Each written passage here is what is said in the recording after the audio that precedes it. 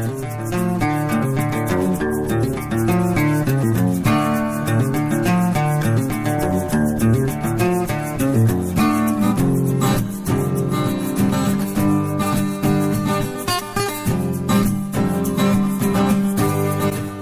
to another episode of Reseller Revolution. My name's Scott. And I'm Carl. How's it going, Carl? Good. And how are you? I'm good. Episode 65. 65, staying alive. Staying alive. So what's new, Carl? I don't know. How's your week? Let's start with you this time. Start with me? Yeah. Honestly, dude, my week was great. My week was really good. Yeah. Okay, so let's start off with the booth first of all. The booth was horrible on Wednesday, the day that we record this last week. Yeah. Not a sale. Not one item sold the entire day. And I'm like, uh-oh, what's going on? Haven't had a day like that, I don't think, this year. It's still early in the year, but I can't remember the last time I had a day where nothing sold. Goose egg. Right? Yeah. And then just took right off. Yeah. Yeah. So Thursday, Friday, and the Saturday, Sunday was great. Was awesome. Now, I think Sunday was a little bit, like Stephanie said, because she worked on the Sunday, and she said that the store was very busy, but people weren't buying on Sunday. But I had a guy come in and buy a bunch of toy soldiers. He spent like $200 or $300 on toy soldiers. So, hey, that whatever they buy, you know what I mean? You have toy soldiers for sale? I have a few of them. Oh, okay. Yeah. So that really boosted my day, but that wasn't the only thing that sold. Yeah. But I won't go through it like heavily hard, but there's a lot of books in the $5 to $10 range. Yeah. Some DVDs and CDs. And I put CDs, the rock classics, kind of the same genre of the records. I put CDs in there. They have to be really good condition. And I put $4 a piece on them. But they usually come in and buy 4 or 5 at a time, right? So those things have been selling. So those help. But just lots of stuff. I'll try to get into some bigger sales. Ford body part books. So they paid $35 for that. Now, remember I bought all those books from that auction house there a couple of weeks ago now? So those things are flying out the door. A lot of them are going for $5 to $10, but a lot of them are going for $35 or more. I sold a picture, and I'm trying to figure out what it was for $70. So I don't have too many pictures for $70, but I got a feeling it's something that sat around for a while because I can't really recall anything at that price, right? So yeah, it'd be annoying. Yeah. So a lot of magazines. It was just a lot. Something sold for $8 that had Beaver on it. It says Beaver FAM. So I'm like, what the heck did I have that was a Beaver FAM? So I don't even know. Maybe it was a book or something, but they would have just put book. I don't know. But these are things that you need to put in your booth, Carl. Candelabras, because you see them fairly cheap at yard sales if they have 2 or more holders for candles. Right. It can be like silver plated, it can be brass, it can be like bronze. I'll probably put those online because the bronze seem to have more money. But I sell candelabras like crazy. Like they don't not sell. You know what I mean? Yeah. Do you ever see them at yard sales and stuff? If you can get them up for a couple of bucks. Yeah, like I have seen them, but they wanted too much. They wanted $40-$50 each, and it's like, okay. So they're selling them for. But that was one garage sale. Like that wasn't like, honestly, I've started looking for that stuff a bit more now. Yeah, like that, because when I started the booth, garage sales were kind of ending at that point or at the tail end. So but yeah, no, that's good stuff. Yeah, so keep those in mind. A bike bell, just a little ding for the bike, but it was an antiquer one. $25. A Hudson book, which is on the Hudson car, $25. So when the guy come in and bought the the soldiers, I also had cannons, and I put $25 a piece, right? Mm-hmm. Like they're Britons or they're unmarked, but they were part of this toy soldier lot. So I threw $25 a piece on him, and he came in and bought. Let me just see here. He bought 4. he bought 4. I thought he bought more, but I'm okay. Maybe he just bought 4, but that's still $100, Hey, right? bunch of little toy cannons. Yes. So, Yeah. what can you say? I sold. Well, I'm not going to talk about this one because this is going to be the bolo, so I'm going to save that for later. But yeah, so a bunch of soldiers. They're out of the case, so I put the ones out of the case, maybe a little paint chip or something like that, but there's no cases to them and stuff. So I'll put $15. If they have the original package and they're mint, I'll put 30, $35, on them either in the booth or online. But just to get rid of them, I don't have to package them. I don't have to wrap them. I'll just put $15. So I sold a ton of those to this guy. Amber glass nesting hen for $25, an Iron Man action figure for $30, another candle thing for $12.95. That would have been a single candlestick. But yeah, I could go on and on, but I'm just trying to give you the 4 people. So there are four toy soldiers and a cannon. Now they are a group, but there was no box. Now I sold them as a group there. I think I got 165 or something like that out of eBay, but there was no box. These guys were single, and there would have been maybe just not even honestly, it doesn't affect it at all. They just put a little touch of paint on it or whatever, but they might have had a little nick in the cap or something. I'm just avoiding those ones online until I get my mint ones online first. The odd one, like you say, it's a $200 figure. I'll put $150 on it, and I'll mention that there's a little paint loss on the arm or whatever. But anyways, you paid $100 for that set. Nice. So, 4 people with a cannon. So, anyways, the weekend was great. Now, if you want to talk eBay was good too. Although it's the old nemesis, Carl. The old nemesis. Listing. The more you list, the more you. But I sold a nice book there on power plant practice, steam engines, lots of toy soldiers, video game. I sold it was a Victorian comb, just a comb, but it had a sterling plate along the edge, along the back. How much do you think I got for that, Carl? $40. $89.99. $84.95. Nice. Go check the eBay store, dude. I believe it. $40 on more of those insoles and just a ton of toy soldiers again. The toy soldiers have been selling very well, so can't complain. I did have a weird setup though. So remember before I talked about how eBay had contacted me and said we canceled this order, do not ship it, blah blah blah blah. God, yeah. And the guy's like, did you ship it? And you're like, well, I got another one. Okay. This time I shipped it before I got my message. Uh-oh. Yeah. So they said not to worry about it, that they'll end up reimbursing me or whatever for it. But they wanted me to go to the post office. Now it's an action figure. I would have given a discount on it. It comes to $26.21 plus shipping. So $39.34, I guess, is the people are really scamming for that amount of money. Well, that's what I said to the eBay guy. I said it doesn't make sense, and he goes, "Well, just go down and try to get it back from the post office." Really?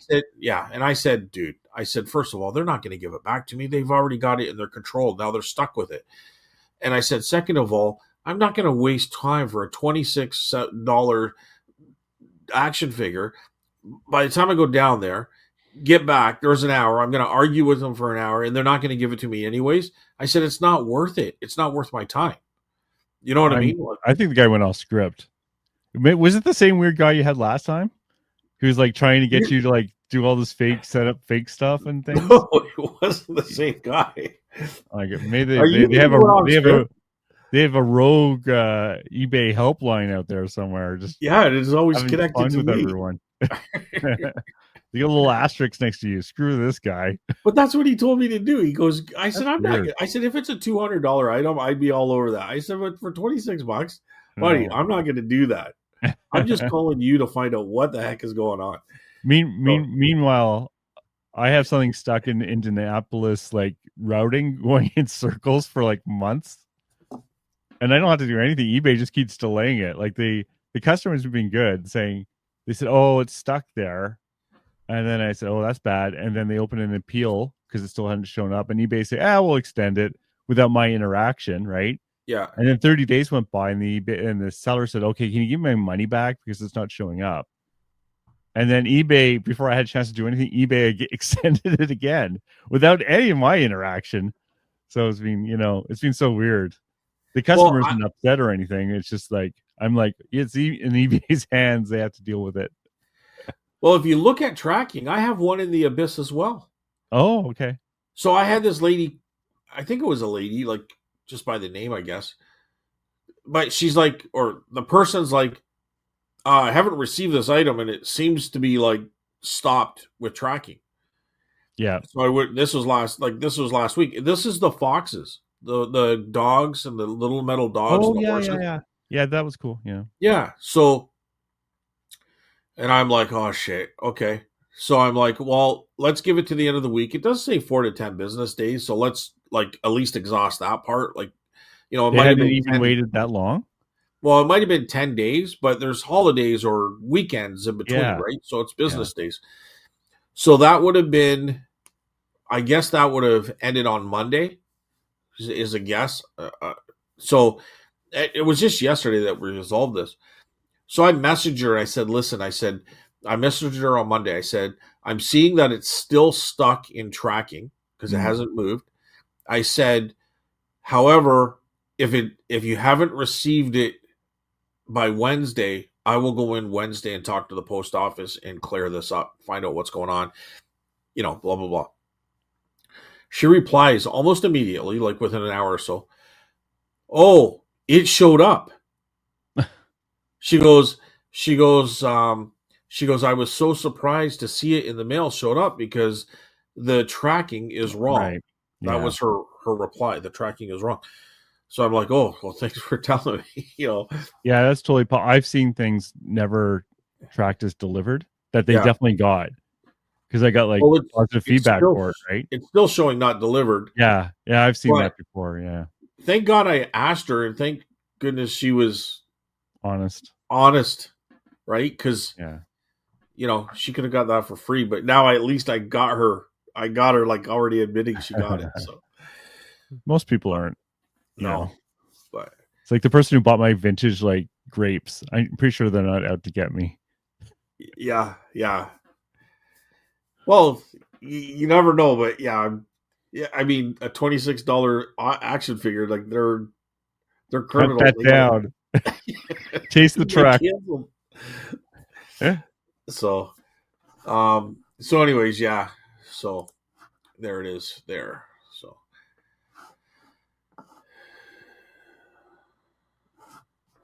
Good.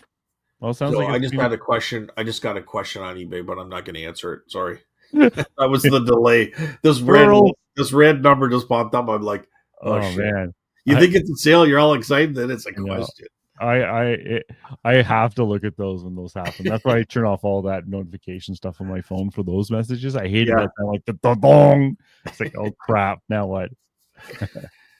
But yeah, so everything has been really good. Yeah.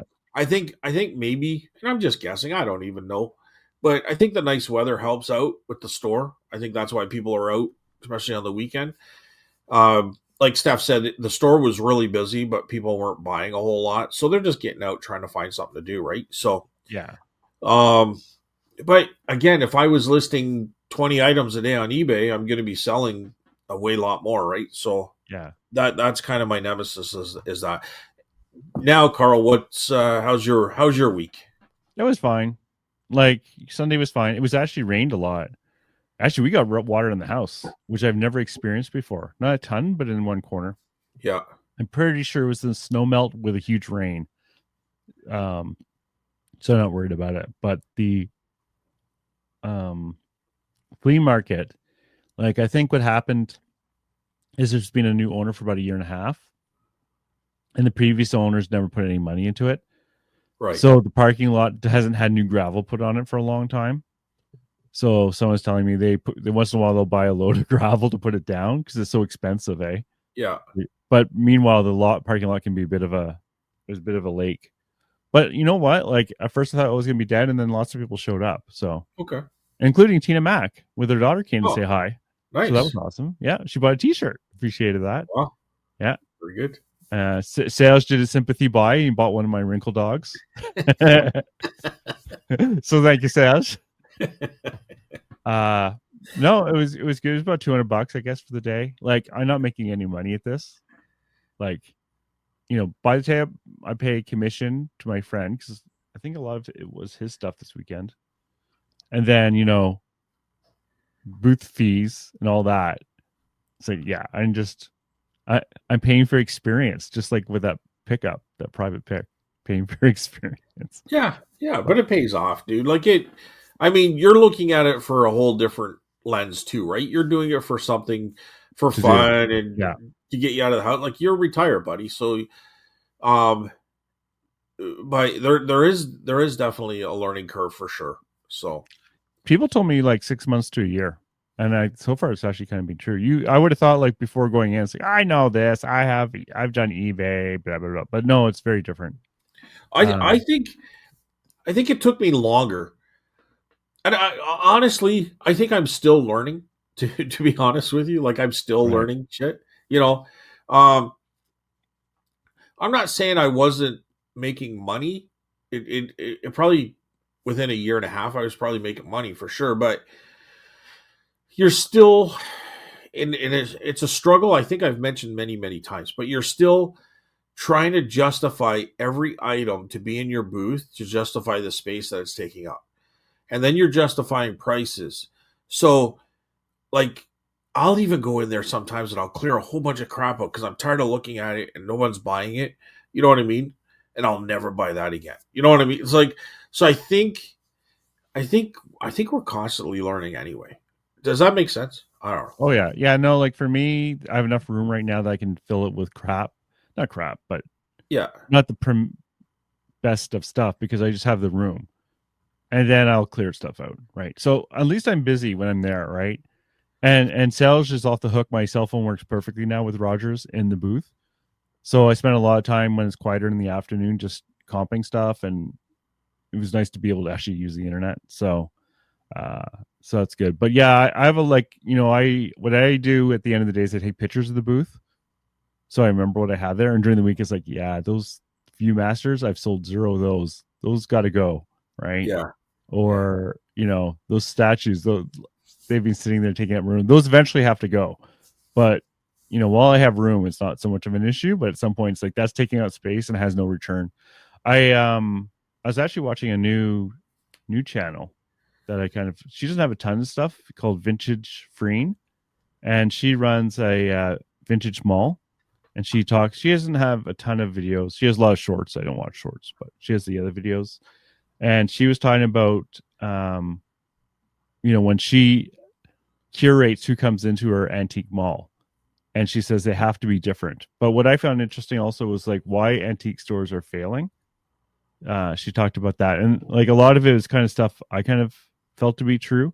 And so since she agrees with me, I kind of liked it. I'm curious to hear what she has to say because like I don't know exactly what route she's going to go. Are antique malls failing or closing? Because a lot of them are closing because the value of the properties are worth selling off because the property value has gone up so high Yeah, that they're going to make a couple $1,000,000 just to sell the property. it makes a lot more sense to just sell it rather than trying to get a few Sure, dollars right? from rent of probably people complaining a lot, right? Yeah, and you just go and you retire. You know what I mean? You just go and Yeah. you do whatever you want. You go buy another antique mall for $500,000 somewhere in the country. You know what I Well, mean? that's But why a lot of them move out to the country, right? yeah, yep, But yeah. yeah, Well, even some like I know here, property values have skyrocketed I over the know. last couple of years. You know what I mean? So even though we're out in the country, like a lot of the city people are moving out here now, so the property values have gone up. So I mean, hey, I'm not the owner of our large store antique mall, so are they thinking about, like, they're not, there's no rumors of them thinking about selling it, but they probably get a good penny for it, right? So Right. um So that's part of it she talks about, right? Because she said yeah, like a lot of them are part of the problem with a lot of them, she says, is like it's good that they own the business, yeah, but at the same time they're a little less pushed to necessarily do the best for their customers, which are the booth owners, right?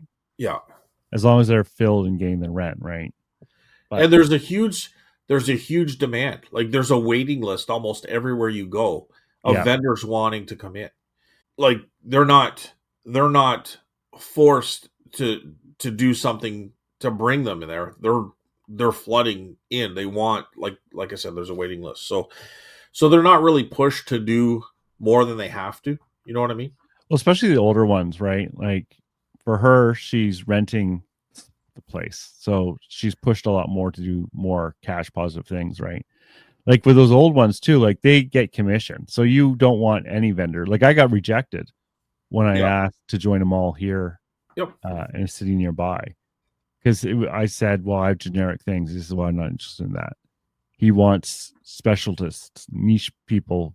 She wants mostly that, not just that, but that's what she's most interested in, Yeah. and niche people who are already in the mall. Otherwise, you're just having one compete with the other, and that doesn't really help. She feels, but some of the other stuff that she was talking about was kind of interesting. It's like she's saying a lot of them don't practice any modern marketing practices, right? And that was what shocked me when I went to the flea market and I asked, oh, where's, because they do 50-50 to raise money. And the first thing is, oh, yeah, we advertise in newspapers. And my thought was, what the hell's a newspaper? Yeah. Right. Now, since then, I found out they actually do Facebook now and stuff like that, which is good. But at first, I was like, really? Because you can just see them just as well. This is what we've done. This is what we've always done. Right. But the world's changed. And, let's be honest, a lot of people who are into this are older. Yeah. Well, the owners of the store is a mom and daughter combo, and the daughter's, I'm gonna say mid 30s.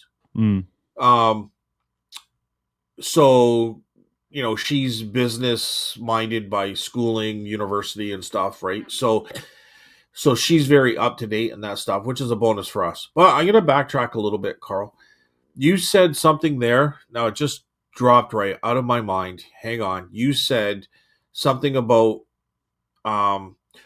she said that they wanted niched people to bring in stuff that is not in the mall at this time. Is that what you're saying? she prefers that. Yeah.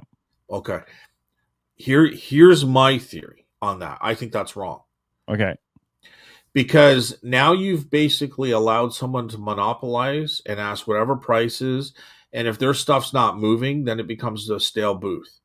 So I like to bring in different stuff than other people, Yeah.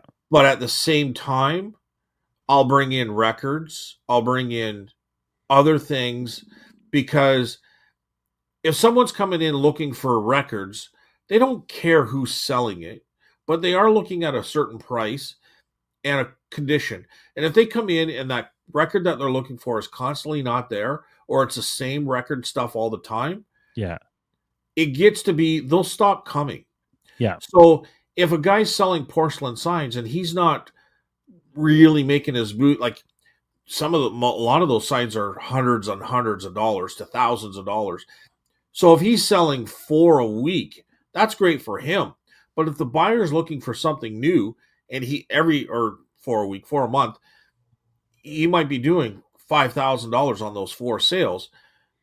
But if somebody's coming in looking for a porcelain sign, and to them it's the same stuff every time, they're going to stop coming in. Oh yeah. Like So stale booth story killer. Yeah. you need a mixture. So I would suggest, and this is my personal view, and I could be totally wrong, but I would suggest, don't necessarily concern yourself with that. Just try to be the best vendor that you can be. Try to put out stuff there that people are interested in. Um, uh, Steph said something to me one day because I was bringing in something that was selling, and she goes, "Oh my god, now so and so is bringing in stuff." So I don't care. You know what I mean? I don't care, because people are going to come in looking for VHS tapes.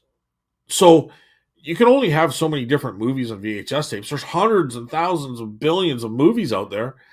If you got 25 VHS tapes in your booth, who cares if the other guy has 50 or In 100? fact, it's probably better It's because then better. there's, It gives them yeah, more options, right? records are definitely like that. Like Yeah. you're not So really competing too much because like there might be some the same, but you're gonna have a lot of unique ones in there too. yeah.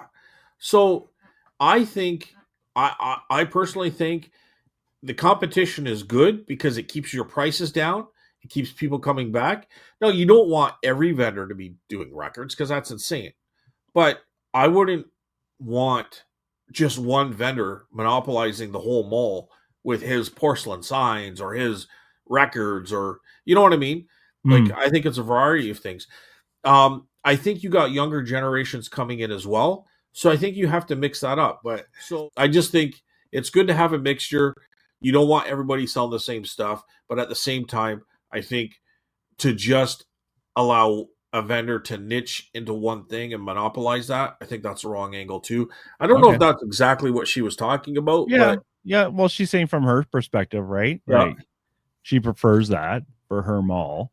yeah, Uh, she says she doesn't say no to diverse booths. It's just that she prefers having lots of different marketing things. And she mentions too she wants people who are selling stuff.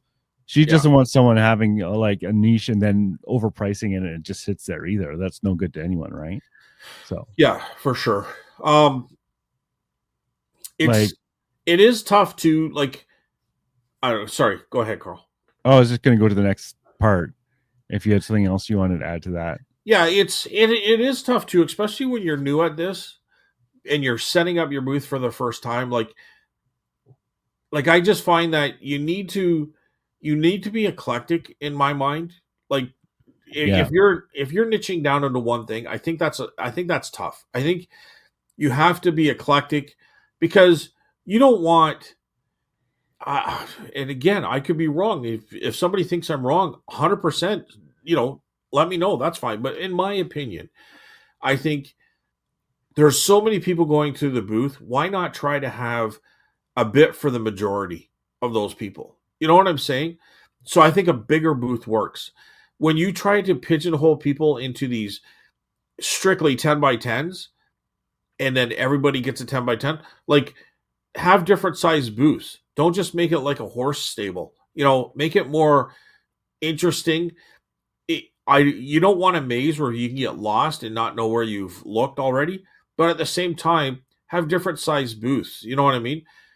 Like let open some of them up and let people pay more for a larger booth because they will, and people will realize eventually that the more square footage they have, the better they're doing. Even though you're paying more, you're going to do better because you're going to appeal to more of the people coming through, and you can bring more in, and you tend to change it up more. You know what I mean? It's not the same stale booth that's always got the same stuff in it. Yeah. Like if it's too small, then it quickly fills up and you don't have enough turnover to put new stuff in. Right. So like when I had just one shelving unit in a place, I found I would go in, but it wasn't really worth my time. Right. Because not enough stuff was moving I'd be taking out stuff I had just put in basically. So um you know the math is very interesting too, because it's like Two Dogs Digs were talking on Tuesday, and they're getting their own antique booth on April the 1st, 10 by 10, and they said it was $400, right? And I was thinking about mine, and mine's 10 by 20, but I'm paying 68 a week. Yeah. So at the end of it, let's just say easy math, that's 280 to 3, let's say 300 a month, Yep. right? But I'm only having sales on Sundays, And you got to be there. and I got to be there. Yeah. So they get $400. They get a 10 by 10. They don't have to be there. They have sales all week or whenever the mall's open, whatever it is, Wednesday to Sunday or whatever. And the commission on top of that. I think they said 16% or something, something like that. Anyways, a little higher. Ours is 13%, but yeah. 13. So, I don't have that commission, but in terms of time, like I spent 10 hours every Sunday, whether I wanted to or not, doing it, right? And like Yeah. I said, I'm not complaining. It's something I chose, and it's good for my mental health to go down there. Yeah. But at the same time, if I actually got out the calculator, it makes a lot more sense probably having an antique booth somewhere if I could get it for that. So, $400 sounds like a lot, but they're in downtown Toronto too. It's not, you're not getting the small town prices, which I understand you said have gone up a lot, but at the same time, it's different. But like if you do the math, which I should be doing, right, at some point, does it make sense? Well, not quite as much, right? Yeah. So they are in Toronto. I'd have to know how busy their store is to justify that. I don't think that's a bad price, to be honest. Um, there is commission on top of that, so keep that in a factor too. But I I don't know. Well, It's we'll see. I'm interested to hear how it goes for them. Yeah, so Is it it, all depends on how it goes for sure, and how. But it goes for eBay too. It's how much you're paying for your stuff. Because here's what happens: a lot of people say, "Oh, they're only going to take," in my case, let's say 13%, right? I got to lose 13% on the sale. Well, you're not. You're losing more, right? Because you got to factor in. Like for me, it's about 20 to 25%. And if I have a bad month, it can be up to 30, 35%. Because you have to kind of figure out your percentage after the sales, and then the percent, like how much your rent is coming off and what percentage that equates to. So are you talking about eBay? You said rent. Do you mean Sorry, like, I did jump around. I meant at the booth. Sorry. So on at the booth, I'm looking at 20 to 25% on a good month, but on a bad month, it could be as high as 30, 35%. yes. Because you got it, and people don't do that. They don't, like, vendors will not equate what their rent costs. They take that off after. They're only saying that, well, I'm losing 13% on the sale. You're actually losing more, you know? Oh yeah. Like, and I'm including myself. A lot of them are like, well, I made rent this week. Well, if you're just making rent, you're actually losing money, right? Yeah, because you had to pay for those items. You had to pay for those items. Yeah, and that's not counting your time for being there. That's No, oh God, just no. No, no, no, that's no. yeah. So um Like I, economically, eBay for me is just so much better. Like, oh, if I actually list stuff, which I've been 100%. very guilty of not doing, Yeah. I sell more on eBay during the day than I will in the booth sitting there, Yeah. right? It's just the Yeah. reality of it. So Well, you have to decide, but the nice thing is when I source now, I can source a much wider things, which is more fun for me. yeah. Well, there's some things that money can't buy too, right? So I there's multiple reasons I think a booth and Yeah. eBay they go hand in hand, and I think Yeah. you're going to be a better reseller. And I don't know this for sure, but for me, it made me a better reseller. So some of the stuff that becomes not worthy, like I said, those toy soldiers and the cannons and all that kind of stuff. Like if I was to put the toy soldiers with no package and a bit of a chip on them, they're not even chips. They're more like paint losses, so they can be repaired. It's not like glass where there's a chip gone. It's just paint loss. So easy to touch up with some paint.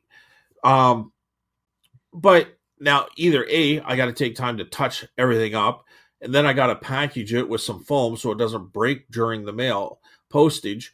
So there's a lot of time involved. But if I can do $15 instead of $35 online for these without the package, probably you're looking at $30. So if I do $30 online, which is fine if you got 10 of them, but if you have thousands like I got, just throw them in the booth for $15. I've already made my money back. It's a Yeah. $15 handed to me every time. You know It what I mean? that is very tempting. It's like I could take pictures, I could Yeah. price it, or I could Yep. just put a sticker on it and put it on the shelf. And that's the thing, right? Right. And they're still selling. They're still selling. They're selling very, very well. So there's that with the booth. Sometimes things you go out and buy get accumulated with other things that isn't worthy, but you still could make $5, $10 off it. I go out and buy the books. You know what I mean? Like I've Yeah. sold so many for $5, $10, $15 that it makes it worth to put it in the booth. It covers rent, it covers the cost of the books and stuff. Like there's even profit there. But then the golden ones, the one I sold for 350, or the ones that I'm selling Yeah. for 35, 40, $50 out of the booth, or even that kind of prices online, like it all falls in together. And there's another benefit. You get to meet people who want people to come sourcing at their spot. You meet vendors that hook you up with sourcing, Yeah. and you learn so much from the other people. So those things money can't buy. You know what I mean? Oh, Like for contacts, it's great. for If you're, contacts, for the ability of ease of putting stuff on the shelf instead of packaging, like I said, yeah. and just learning different niches and what people are buying. You know what I mean? Yeah, you see what other vendors have in their booths too. You're there anyways. You might as well walk Yeah. around, right? Yeah. 100%. So I think that is a huge benefit for me to have a booth. But eBay, like you said, Carl, it's where you're going to make your money. That's where you're going to make your living for sure. Yeah, exactly. Yeah, there's no question. Yeah. Like I find it's about 50%. Like and like some stuff I just won't bring in. Like I had a bunch of Paragon teacups there this weekend, right? And someone said, "Oh, do you happen to have any with roses?" And it's like, yeah, I know what you're looking for. You're looking for the good stuff. And I said, "Yeah, I got one of the cabbage rose, but I said it's worth $400. I'm not bringing it in." And she said, "Oh, I would only pay $100 for it." And it's like, that's fine, because they're resellers, right? She said, "Oh, there's not enough room for me." I said, "That's fine, but that's why I'm going to sell that on eBay. I'm not going to bring it in here." Yeah. Right? I'm not going to give it away, and that's for in that case for the rare stuff.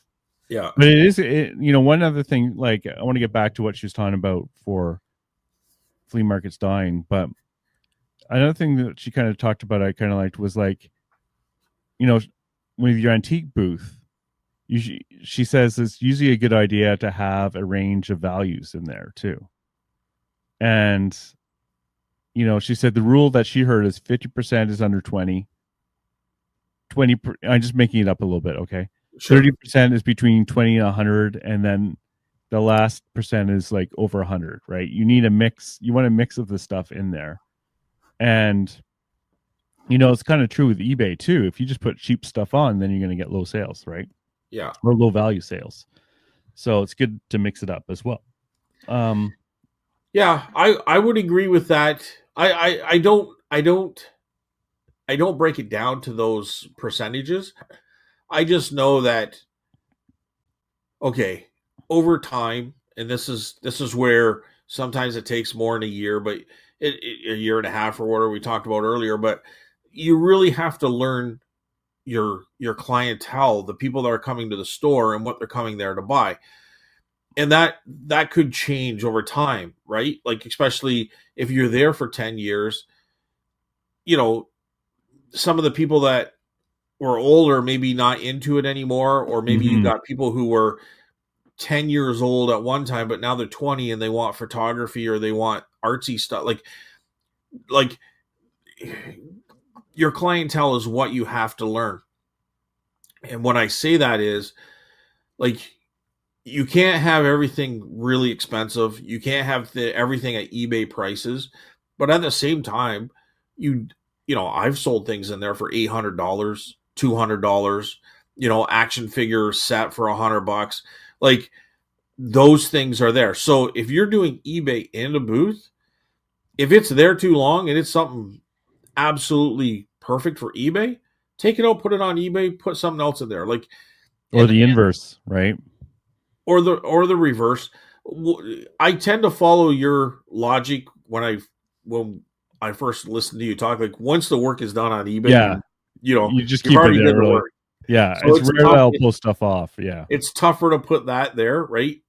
Like to take that off of eBay to your booth than it is to take from your booth to eBay.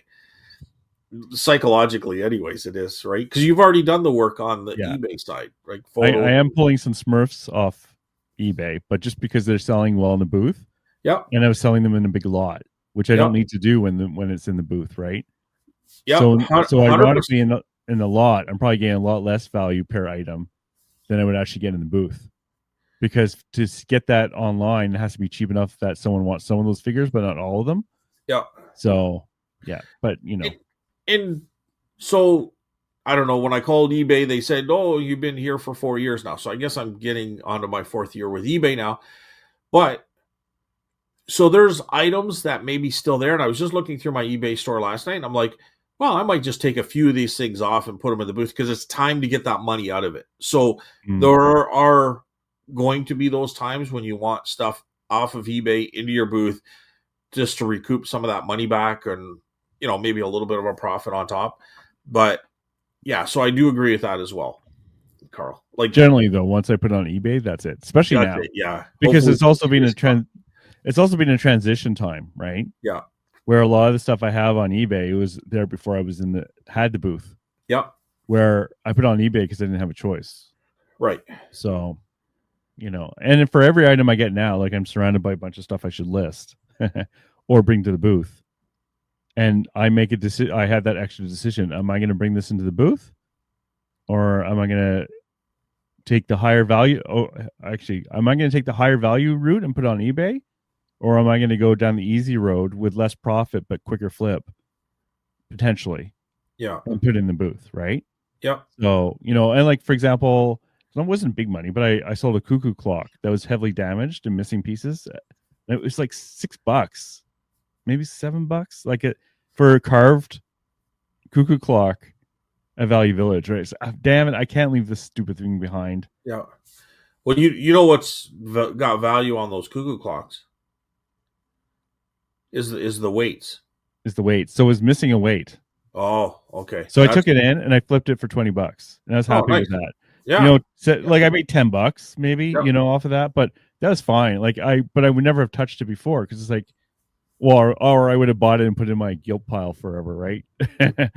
Well, it has the bigger the weight, the more the value. Oh, well, there you go. Like I'm talking like pretty good values. Like you buy a cuckoo clock for like $5 and it's got the two weights, you probably get $35 to $50 for the weights. Oh wow. This actually used C batteries. But it wasn't new. It was old. Yeah. Well, obviously with C battery, you never see C batteries usually on new stuff anyways, but yeah. Anywho. No, that's good though. Anywho. So let's go to the next thing she says, because okay, I would like to get through some of it. She said a lot of the problem too is people ignoring trend cycles, and that's when I get a pushback sometimes at the flea market, because not everyone, but a lot of the people there want to sell the same stuff they've always sold. But when I sell to other vendors, often it's traditional stuff that sold a long time ago that they want. So it kind of gives me a funny feedback on that, right? Like people will pick up like the washing boards. It's like, well, I don't know how many younger people are picking up the old, manual scrub boards, or like, antique glass, or just things that are not really in. You know what I mean? I think that would go back to the downside of having people niche, because if they're like glass or whatever they're niched in takes a little dip in the market, they're going to be hurting. Yeah. What about the poor TY, the Beanie Baby? Yeah, the vendor. Yeah, the Beanie Babies. The Funko Pop seller. The Funko Pops. Yeah. So, and to have an antique store, like it's kind of a misnomer. Like to have a true antique store or booth with traditional antiques, I think is a down. I honestly, dude, I think you got to mix it up. I think vintage, keep things collectible, vintage, and antique. That's kind of the premise for sure. But like I see some of the best booths, but I don't know how well they're doing. Yeah, hard. Like it's really like, I know this one guy. His father had passed away and had all these antiques. Now his booth isn't that big. It's fairly big. It's like a 10 by, I think they're 18, so like 12 by 18 type thing. Upstairs, and I think he has some bad months. Like I'm talking $750 month. Now you could say, "Oh, that's great," but he's probably paying 150 rent. You know what I mean? Now he didn't have to buy it if his dad gave it to him, but so let's say he, with commission and everything off his sales, he's paying over 200. You know, you're making 400 or 500 bucks. So it's kind of, you can justify whether that's good or not. But if he was buying his stuff, to me, that's a bad month, Mm-hmm. right? Because so you're making 400 after commission and rent. Well, what are you making 400? You're probably be lucky to make 400 after commission and rent on a 700 some $50 month. But now if you're paying for those items, you might be making 100, 150 a month. You know where I'm going with that? Like if he has that given to him, it's free money. I get that. But if you're an actual vendor that goes out and buys the stuff, that's a bad month. You know what I mean? It sounds like a lot, but by the time you put all your expenses in there, it's a bad month.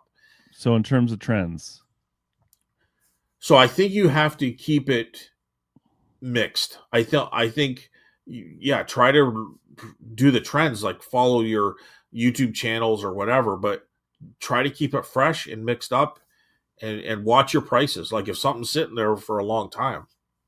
yeah. So back to trends a bit, right? Like I know there are trends for decorating and collecting, and you know, I'm not the best at knowing what those are, to be honest, and I'm not even sure how to get good at that. Probably Instagram and stuff like that, but that's a challenge for me For the because trend? for trends, because like if you want that next generation buying stuff, like the millennials, right? Yeah. I think it's very helpful to know that. I'm not saying you ignore the antiques. I'm not saying you ignore the other stuff that people want, but Well, there's trends in those things as well. true, there is. Like, I'm not saying those stuff is going to be like, I'm not saying army soldiers or like toy soldiers are going to go out of style, right? But sometimes other stuff does fall out of style, and you Royal see Dalton. Royal Dalton with this lot, yeah, Royal Dalton, like not even kidding about Beanie Babies or Funko Pops or and you see booths filled with that stuff because the owner got in, and I'd be the same way, got into a trend of buying that because they always sold, and then they complain that sales are bad, but it's because they're not following trends, right? So, And sometimes things can affect trends too, like especially if it's local. So let's say you had an auction, you had a collector, he's a big collector of porcelain signs or beaver jars or, you know, certain things. And that person was almost a borderline hoarder collector, and their stuff comes to market. Like you could flood the market in your area, or you got a worldwide flood of this kind of stuff, or North American, whatever, where there's a generation of collectors and now they're dying off. All their stuff is coming out to auctions and markets, and there's tons of it available. Where stamps, before these yeah, guys were hoarding all that stuff because it was the thing to do, right? yeah, stamps are a So, good example of that. That's kind of a so reverse trend in a way. well, I think yeah. So that's going to push that from being trendy to being worthless or worth less. You know, Yeah.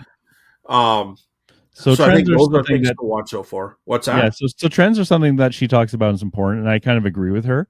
Yeah. But for me, it's just not. It's not easy for me to know what's cool. Like I guess I gotta open up all those magazines around here, the Style at Home magazines that my wife has, and actually take a look at those rather than the antique magazines that are showing things that are 200 years old. Yeah, it's interesting. I think by the time you realize something is trendy or not trendy, the reverse has already happened. You know what You I think? mean? Yeah, I maybe. think it's tough, dude. Like I Yeah. think you just have to kind of really always keep a lookout and make sure your prices are competitive and you're not stuck with it. Like I remember a time when shabby chic was like the rage, right? Or Everything painted white, Scandinavian. old Yeah. stuff painted Yeah. white, and I Yeah. think that's really fallen off quickly. We had to I keep on never top got of into that. that. Yeah. Yeah. What's that? Well, it was shabby chic was in for a while, right? It Yeah. wasn't like just like a fly by night thing. It was for I don't know. It I'm was for a assuming, long time. yeah. So you could have taken advantage of that if you're on top of the trends, right? Yeah. You just have to be careful of not committing to that forever because like, oh, I made a ton of money off this, I still am. You have to be a little careful with that, right? Like my trend that my bolo is going to be about one of the trendy things too. And who knows, maybe I'm old man and it's already out before I even mention it.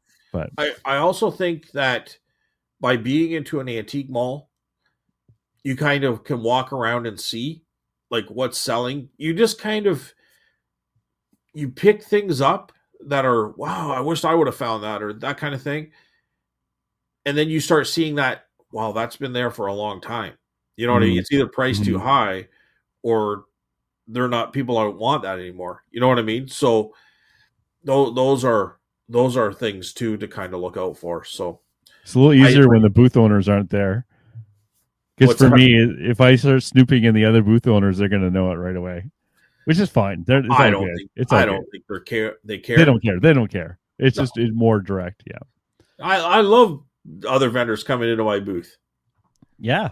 I like it. I don't Well, care. they're only ones paying me, so it's pretty good too. Yeah. So trends. She mentioned trends, and I agree with her. I think that is important.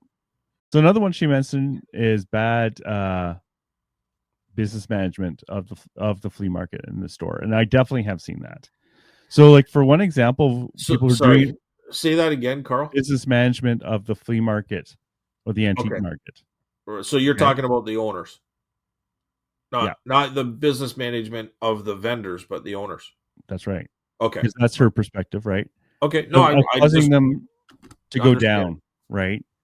And I think that's definitely true. Like a good example is your market, the Waterford antique market. When you have a sale there, right? You know about it. And you Yep. know about it how? You just check online, Yep. right? Like that is light years beyond most places. Some places barely have a working website. I can go on right now and see if I made any sales today, Exactly, right? So, and I that have not you yet. so, that's she talks about that. She said she took over the market where she is, and she was saying that when she got there, they were still printing out on a piece of paper an old printer, like a receipt for everything. There were no UPC codes for any of the items. Did they have that credit card, that sliding clicker thing? Probably they probably did have that. That's another good example of like a lot of places don't even want to take credit cards, right? Yeah. And it's like I get why, but at the same time, it's like let's be honest, a lot of people, especially younger people, just want to use their phone to pay or a credit card, right? And you can resist that, and there's a lot of resisting that in this field for sure. But when you offer it, I think your sales will go, and it's like you're paying. I think for me, it's like 3%, so it's not that bad, right? It's like I'd rather have the sale than not. But I understand a lot of people like cash for whatever reason. But anyway, she's talking about like using old software to account for everything that's like 30 years old and is like barely working, but they don't that computer that's dying, right? And it's like that's just another example of like things that suffer from stores. And it's like, yeah, I think that's true. Like, you know,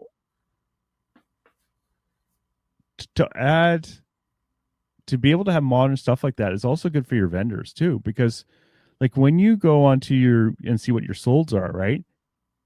It gives you a better idea of what's actually selling as well.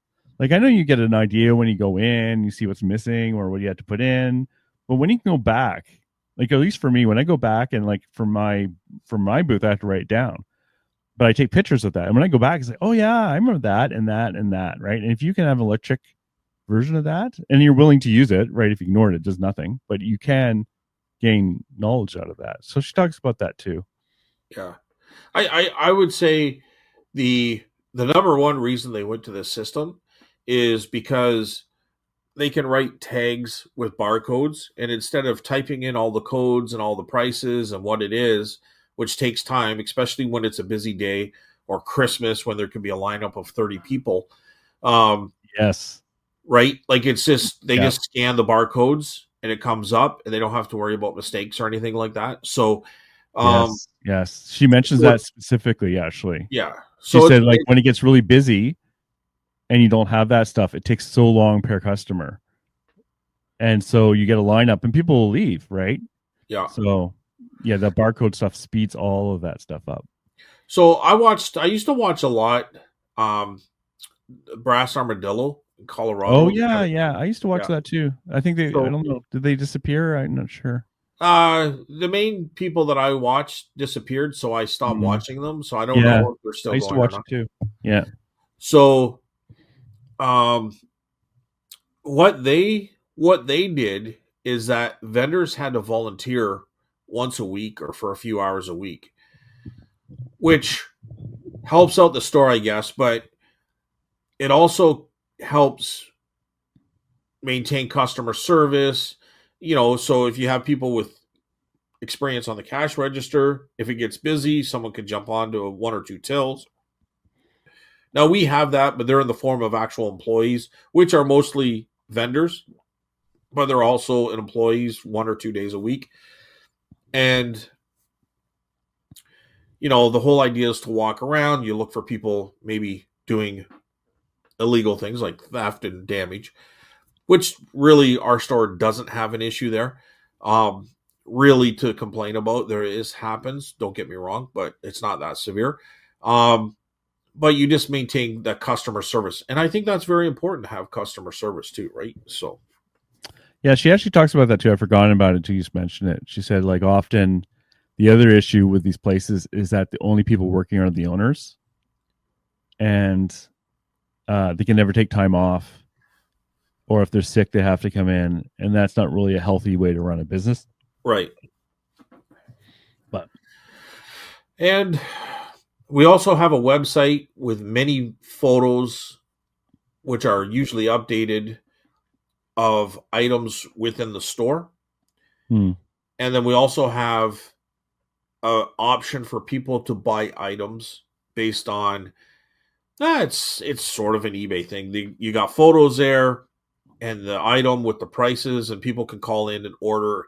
And if it's within a certain dimension, like I mean, they'll tell you whether you can order it online or not, but like right then and there.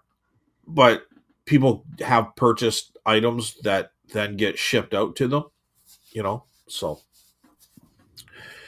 which okay, maybe you get a few sales that way. That's not really the reason, but it does drive in people to come in. They look at your website, they see what's in the stores, they see some pictures of the booths and stuff, and then they come for that reason. You know what I mean? Yeah, it's funny. I've had some pushback on that from the flea market people. Not, that's I'm way. That sounds overblown, but I've Well, talked. yes, I think I've said that before, where people can come in because they think something's in the store, and then they get there and it's not, and that's happened. They get upset about that. Is that what you're going to say? No, Okay. no. So I've had some pushback saying that if you show everything, that people won't come in because if they don't see anything on the pictures they like, they're not going to bother to come in. But I don't know if that's true. Well, I definitely I've said that. I know that. But Mm, if you go on the website, you will not possibly see you don't even see 10% of what's in the store. exactly. That's what I Like, felt. Yeah. but it does give you some. It's like anything. If you put words on a page, hey, come to our flea market. It's like if you do an auction, and if they had list of just this is what's here to sell or to auction on, and if you just see words, it's not as exciting if you actually see pictures. So the Yes. That's a good website with point. lots of pictures of things to buy online is nice and appealing, right? But it's such a small percentage of actually what's in Yeah. the mall.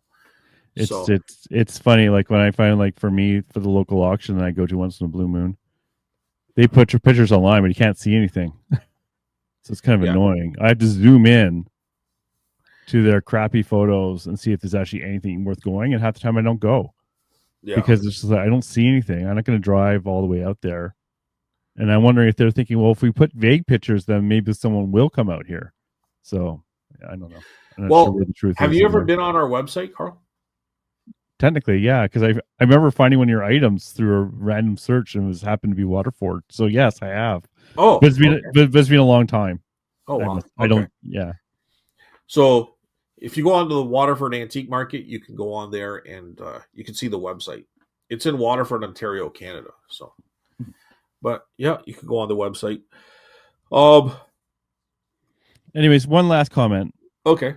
So on the video, Nomad actually made a comment, Oh. and for people, I'm sure everyone knows, but Antique Nomad's really good. Like if Yeah. you want, technically it's the Antique Nomad, but if you're want to learn antiques, watch his show because his knowledge is amazing, and he's very generous with it. And he put a comment on there that was kind of interesting. Like I said, watch him if you haven't.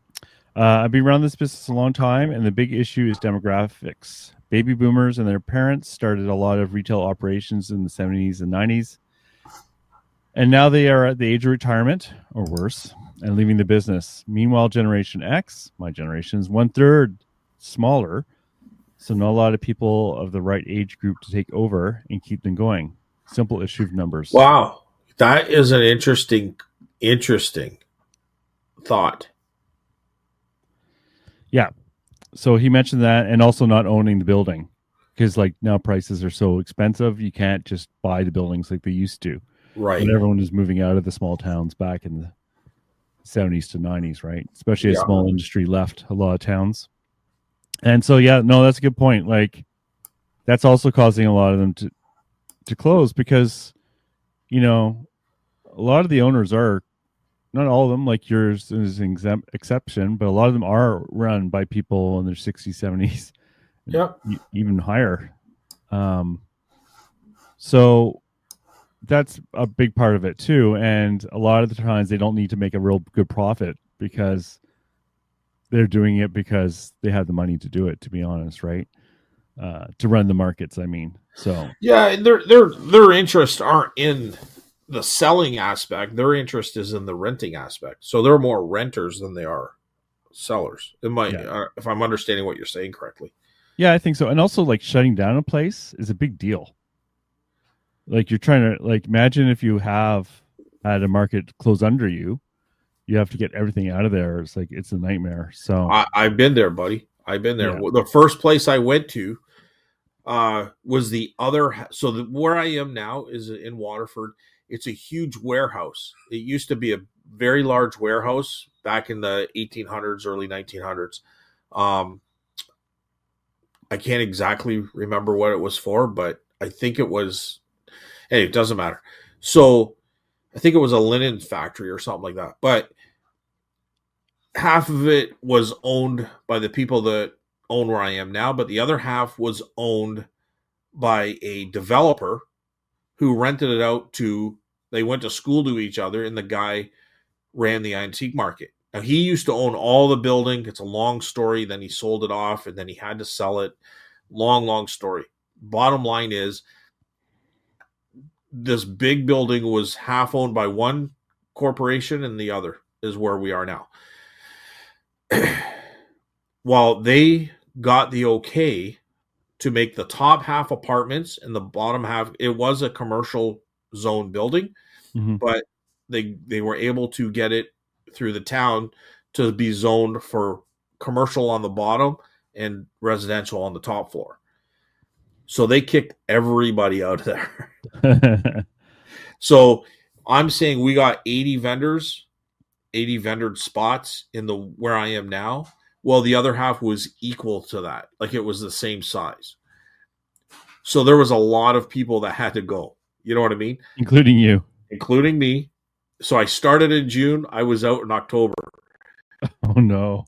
So we had till the end of October to get out. I was the only one that got out a week before the deadline. Or I might have been 2 weeks. I'm like, this is going to be a shit show. I am getting out of here. You know what I mean? Yeah. Dude, I was never so correct in my life. Like, I went back there the one day and I'm like, and everybody's cleaning out. I think I had a glass cabinet or something. No, so I think we carried out a glass cabinet. So I must have bought it cheaply off another vendor. So what they were doing is they were older people that really had nowhere to put it. So they were just trying to sell these cabinets off, right? Well, I only had so much of a booth. I could only buy like one or two cabinets. I can't even remember now. But fire sale. yeah, it was like, so anyway, that, you're right. It was crazy. It was crazy trying to just seeing everybody like people were getting those storage boxes dropped off and filling it up, and then it would be taken away. You know what I mean? So Oh my god. yeah, it was crazy. So anywho, I think it actually went into a week longer than what they were supposed to be there because they had so much stuff. So I don't even know if some of the vendors got all the stuff out. To be honest with you, like I think if I remember correctly, this is going back a ways, 10 years ago or so. Uh, I'm thinking that there I recall hearing that some of the stuff got stuck in there and they locked the doors, right? So Wow. yeah. So anyway, sorry, but it was just yeah, I was in that position. That's all I'm saying. Anyways, what Antique Nomad saying is true too, right? A generation population change, right? So That's a big one, and I can't believe I never thought about that. But that is so huge. Now, yeah, it's just yeah, it's crazy to think about it like that, right? So yeah. Yeah. I mean, I think there's other variables too. Like you got competitors like eBay and different things too that can really, play a big Yeah. factor into things. But Like a uh, lot of flea that's markets around interesting. here have shut down too. Like the Stittsville one was famous, Yeah, but then the city grew so big that it took over that spot and it didn't make any sense to have it anymore. We still technically have a Stittsville flea market, but it's not the same as it once was, right? And so a lot of them are pretty far away. Like, we have 613 Flea in Ottawa, but that's like just a weekend thing, right? Like in a big convention center. It's a lot more of those things. But yeah, like all the ones around here are either uber expensive, like $800 rent a month kind of places, yeah. or they're an hour or an hour and a half away. I was looking at Lachute, which is a big flea market, but that I didn't realize it's so far away. It's an hour and a half. So But okay. So I don't know if this is playing devil's advocate, but this is just trying to think outside the box. Yeah, I can see a lot of them shutting down because of the concept that there's less buyers because of the baby boomers. There was more people consuming, and now there's less people consuming because there's a lesser population, which totally makes sense. But if there's a lesser amount of these type of antique markets out there, eventually it's going to kind of equal out, and the ones that survive will be survivors. You know what I mean? yeah, yeah. Does that make sense? Because it's like you get too many rabbits, then you get a lot of fox and wolves, and then they eat all the rabbits, and then there's less food for them to eat, so then they die off.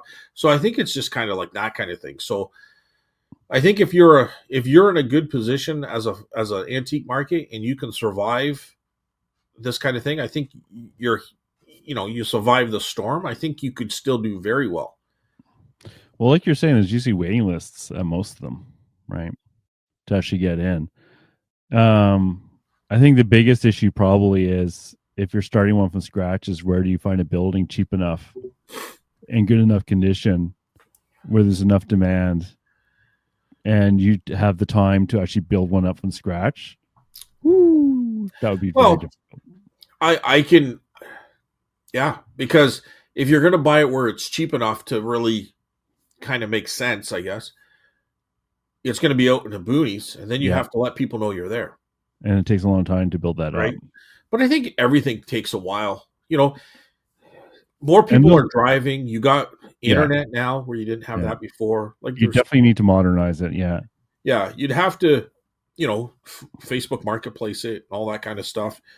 Um, but again, I think if I was to ever open a market, like an actual market that's open to the people, the public, I mean, you got insurances, you got all sorts of other things that you have to deal with.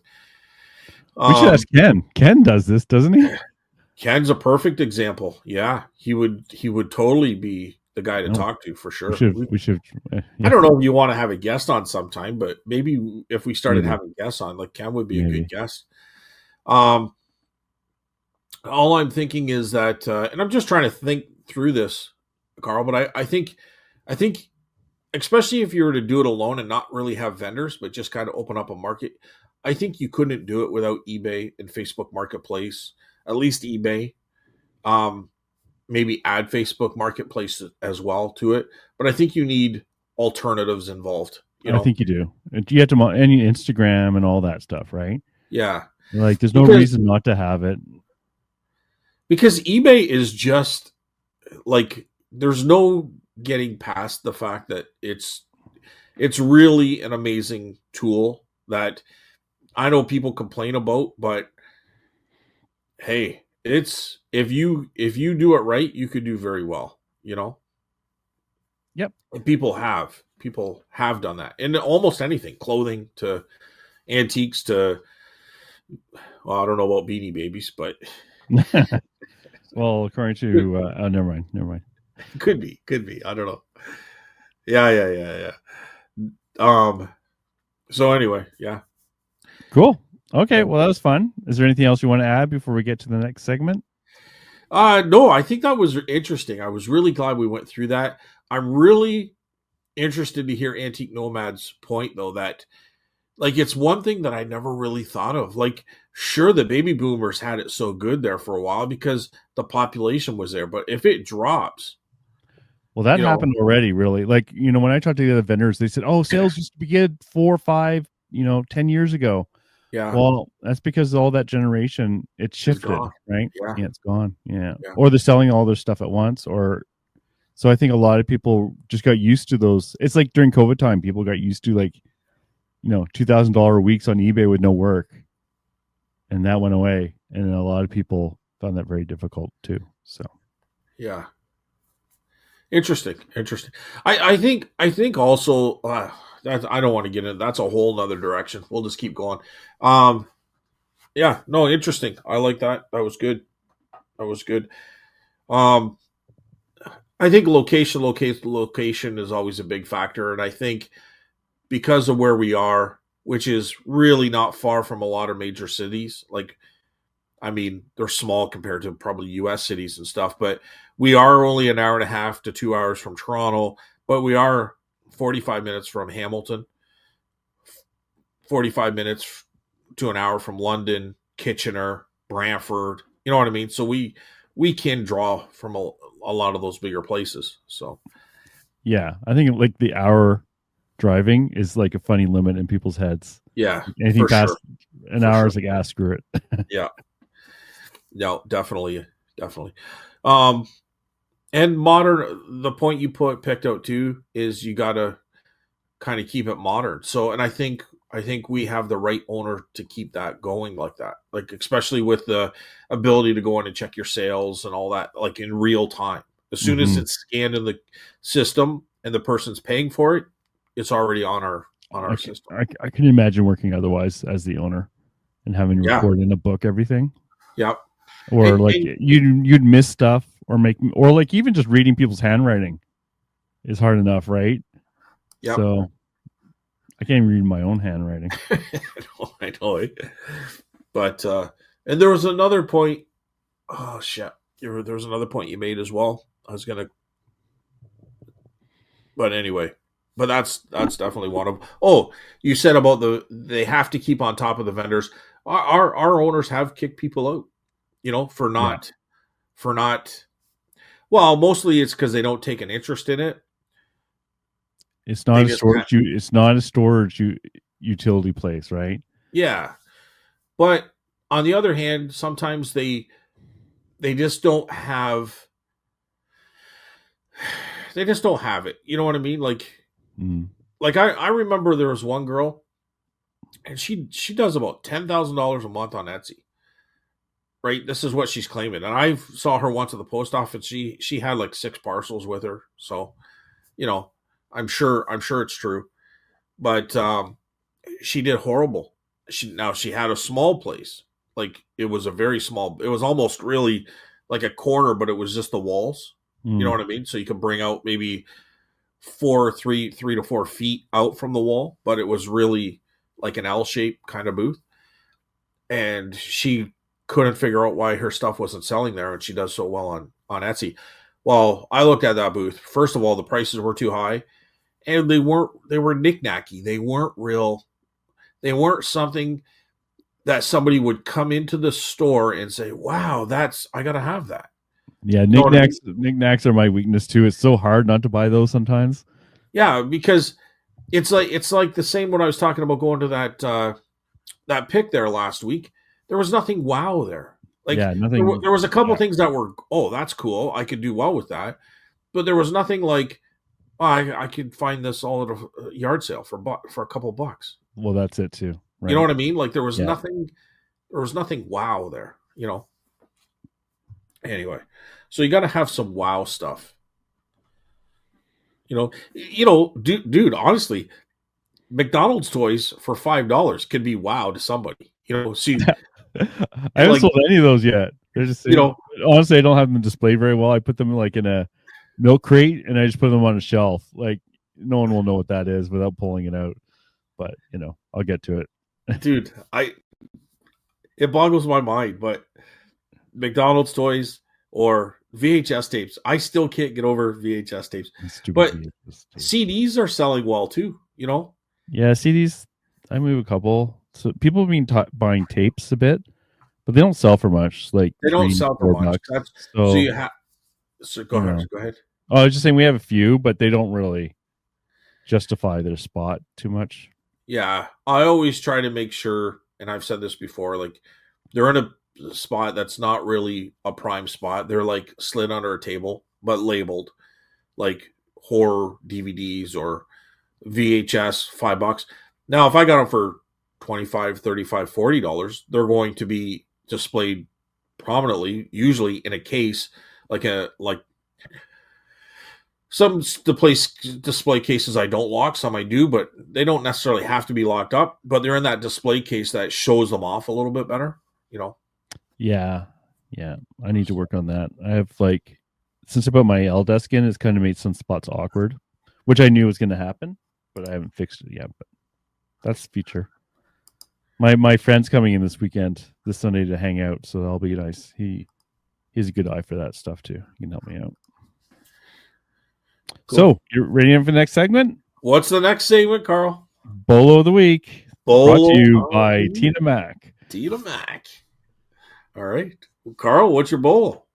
So I'm going to go with brass, and I'm going to go with brass candlesticks, which you're going to see a lot of, right? Yeah. So I recommend, I just took a Did you say brass candlesticks? Yeah. Oh, do you want me to cut my other part out? No. You ruined it, but you didn't know what my thing was going to be. You just said brass before, but I was talking about like silver plate. Like I'll cut this part out, but I was talking about like the silver plated, all candelabras. Yeah, it was just funny, but no, I'm talking about just brass candlesticks. So I can cut mine out, buddy. Honestly, no, don't cut it out. Who cares? So I did a quick look on eBay. There's 41,000 of them listed, just brass candlesticks. Yeah, and about 8,000 sold. So ratio of about 1 to 4, which is okay, right? Yeah. But and I found when it shows the price range is 30 to 60 suggested. So I usually take that now as kind of in the range for a lot of them, right? Now you're going to see a lot of brass candlesticks out there. Yeah. Thrift stores are full of them. You see them a lot of estate sales. I've seen them at garage sales, auctions everywhere. So what I would do, in my opinion, I'm interested in hearing what you think as well, Scott, is I would probably, unless they're like 50 cents or something, I'd stay away from the plain, just normal candlesticks. Because usually they go for unless in the booth, right? Because they usually go for $5 to $10. Just the plain single ones, right? Yep.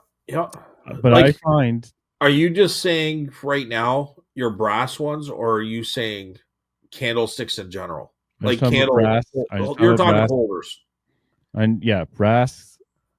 Yeah, holders, candlesticks. Yeah, holders.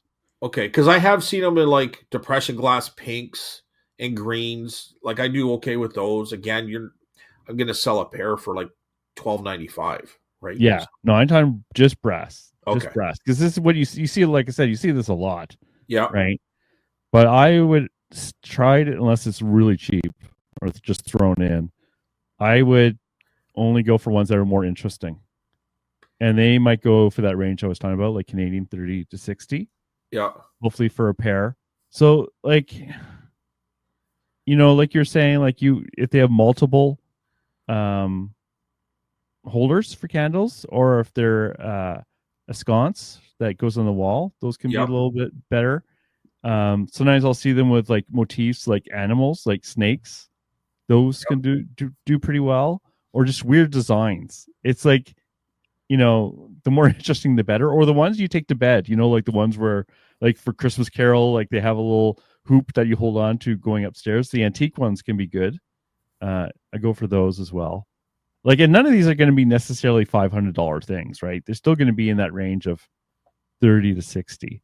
But the thing is, you can just find them. Well, there's a difference too between ones that are made in India and China and ones made in like by Bradley and Hubbard, or like right. Yeah, that was going to be a point I was going to make, is that I find the India ones, in general, aren't going to be as good. Right. They're going to be more just not in demand. But if it's unique, like I've sold snake ones, yeah. Right, they're a cobra, and they had the candle holder on top of their head, and they're coming a pair. Yep. Generally, pairs, of course, do better than singles. Yep. Friggin' Value Village loves trying to separate stuff. It drives me nuts. It's like, oh, you want these book holders? Well, one's $6 and one's $7. It's like, really? For the book holders that go together? Anyways, rant aside. So yeah, it's like another, palm trees, that sort of thing. Like those can do really well. Definitely antique ones, if you can tell what the antique ones are. But anything plain, like I said, I generally would stay away from, no matter how cool they are, because they just made so many of them, right? So yeah, brass candlesticks. So, well, I'm going to add a little bit to that, Carl, if you don't mind. Just be aware of the weight. That's the only like an asterisk I would have on that too, because they are going to weigh a bit more. The weight is a non-issue, and I'm going to explain why. If you can get it for $1, you could probably scrap it for $3 or $4 or $6. Oh, there you go. So what I do is have a tote, and all my brass items that I've collected through either being free or paid very little for go in that tote. And if you take it to the scrap yard, you'll get probably $3 to $4 a pound. And it doesn't take long to come up with 50 pounds of that stuff. That's for sure. Mm-hmm. That's a good point. So destroy all the antiques. Well, the good ones are going to be sold, right? But I'm just saying, like, if you get a brass lot and you go out to auctions and you get a lot of brass stuff, you don't even have to drop it at the scrap pile. Like, you just take it around. They usually have like a weighing brass and silver, or brass and bronze and aluminum and stuff is in the shop, right? Because it's usually a lot smaller amount, and then they weigh it right there. Dude, you can make some pretty good money, at the end of the year. That's interesting. Yeah, I didn't even think of that. So good. Yeah. Okay. What else was I going to say? No, that's about it. Like, yeah, they do good at the booth too. I was saying earlier how I sold a couple. Now, one was silver plated, but I sell a lot of brass ones. If you looked at past booth stuff, like sometimes they'll be like 5 holders or 3, right? So I found the candelabras can actually do better, right? The more candle holders on with one stand, I always found do better than the singles. But that's just me. That's just what I found. I don't know. No. Like when I look at solds, the plain single ones really only go for $5 to $10 in general. Yeah. Each. Like you won't get much more than that, no matter what. Well, like I said, if you see a wall sconces, those sell for a lot better. Yeah. So I would buy a wall sconce of a single one for sure, where I wouldn't for a candlestick if they're asking $5, right? That's the big difference. And the more ornate, and it's kind of like you said too, the wall sconce, if there's one candle, usually they come in pairs. That I Yes. found. That's how I found it. Oh yeah. And they swing. They usually have a swinging arm. Mm. Did you notice that at all? No. Yeah, sometimes they'll swing, or they'll have two, but the arms swing Okay. on a hinge. So, um, anyway, yeah, no, I like that. That's a good bolo, especially if you got a booth too, because you could probably put those single ones in there and still do well, especially if they're a pair or something. Yeah, like I said, like 10 to 15 bucks maybe. Like Yeah. I So, sold brass bells and I was getting yep, $6 each. I got them in a lot for nothing, so yep. it's fine. But it wasn't like nothing to write home about. But still, Very good, very good. Yeah. So if you're getting lots at auctions and you got a booth and you're trying to figure out what to do with this stuff, like that's a great bolo because you can have really good higher end ones and you still can have stuff that could just go into a booth. yeah. And the garage sales are probably pricing the plain ones the same as the interesting ones, to be honest. Yeah. So Yeah. Yep. No, very good. Well, my bolo of the week, Carl, mm-hmm. all right, is different. Uh-oh. No, so I sold one this week. I did hang on to it a little bit longer than expected. But if you look at old, uh, old could be kind of misleading, but vintage to old, like vintage to antique, would be vanity sets or just combs, the old stuff, right? So what made me think of this bolo? Now I've sold vanity sets before. That's a brush, a mirror, a comb. Um, Right. Sometimes they come on a little tray that's a mirror as well, that kind of stuff. Right. But they always do, $20. You can pick them up for nothing. They're usually made of like a plastic, but they kind of have that 70s or 60s look or 50s look. But you can also get older ones that have sterling or silver plated. Sometimes those can bring more. I had one that was made of gutta percha. I'm not sure if I'm pronouncing that right, but it was before plastic. They had Bakelite. Well, gutta percha was before Bakelite. Like it's Oh, like a plastic material, but okay. it had a very ornate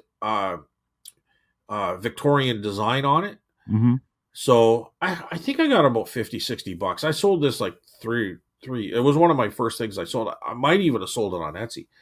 Um, so those mirrors, uh, like I said, sometimes they come in sets. But what I sold was here's my listing: vintage comb with sterling 9.925, silver grip, backing 7.5 inches long. So it was like a tortoise, like it would have been your Bakelite, or I didn't even call it Bakelite or plastic, but I'm going to say your Bakelite, but it was in a tortoise shell pattern, I think is Mm-hmm. what it's called. I didn't even get into that, but I had seen others like that. Um, but the backing was a strip of sterling with very ornate design, Yeah. Victorian. I think it even had a maker name on it, if I remember correctly. But anyway, uh, $85 I got for that sucker. Just a comb, Nice. You right? often see those sets actually on the baggy wall at Value Village. And I have had friends who found sterling versions of that. I Yes. only I only ever find the plated stuff, but they've The done well plated with it. does well too, and the plastics, if it's in good Mhm. shape. Like sometimes you can have these, like they're kind of like a yellow, but they have like a green back on them or something, like a, Okay. right? Like a real shiny green. I don't even know what kind of green you would call it. I wouldn't say a forest green. It was lighter than that, but I've seen them with different colors and stuff. But if you put them in the booth, people will buy them. They got to be in good shape, right? Like you can't be cracked or broken or, and it helps if they're in their like sets of three, right? Like a Yeah. brush, comb, and a mirror. right? Like handheld stuff. But if you could get them for $5 or less, put them in your booth, you get 20, 30. You might look them up first because maybe there's a name associated with them or something. Maybe you get like 50 to $100, right? But people will buy them, especially in your booth for sure. Cool. But this was a little bit different. This one had the sterling backing on it. Yeah. And you can go in my store and see it. It just sold on the 18th. So yesterday. It sold yesterday. So nice. Yeah. Cool. So you can comb your hair if you dare. But because you never know who used that comb before. No, I honestly, if I remember correctly, and I could be wrong too, I should probably look this up before I speak, but I'm just going to go ahead and wing it, Carl. But I think some of these antique, like vintage kind of just a regular comb, some of those probably could have some value. I'm going to look that up, right? I'm just going to put vintage comb.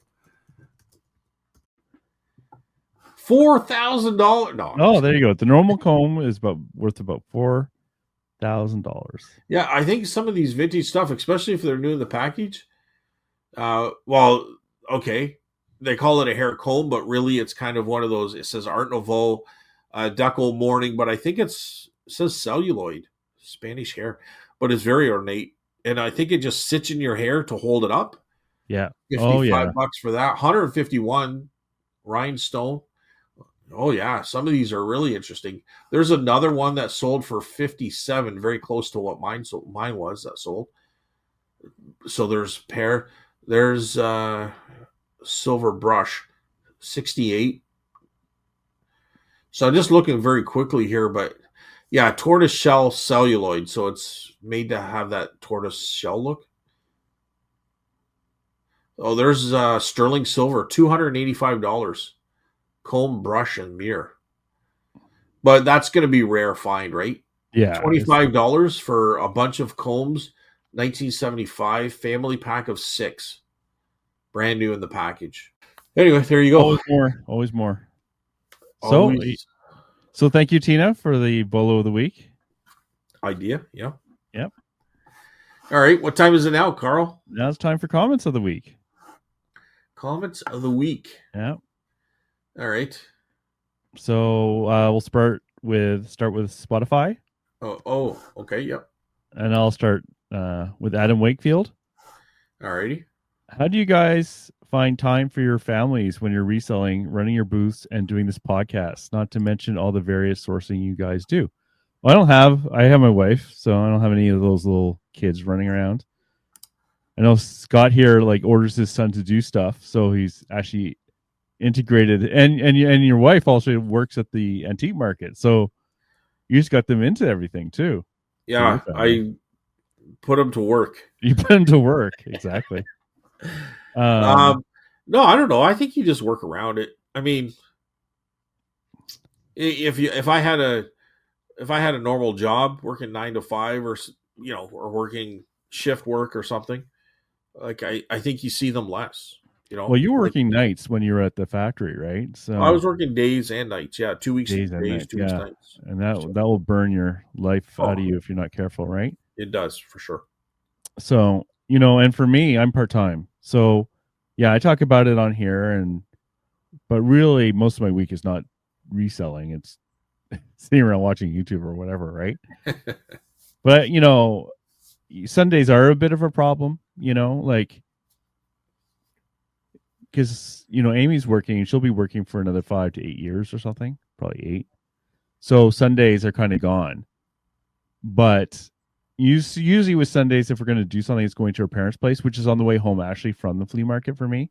Yeah. So actually this Sunday I have to go. So I might actually leave the flea market an hour early, and no one's stopping me because it's up to me.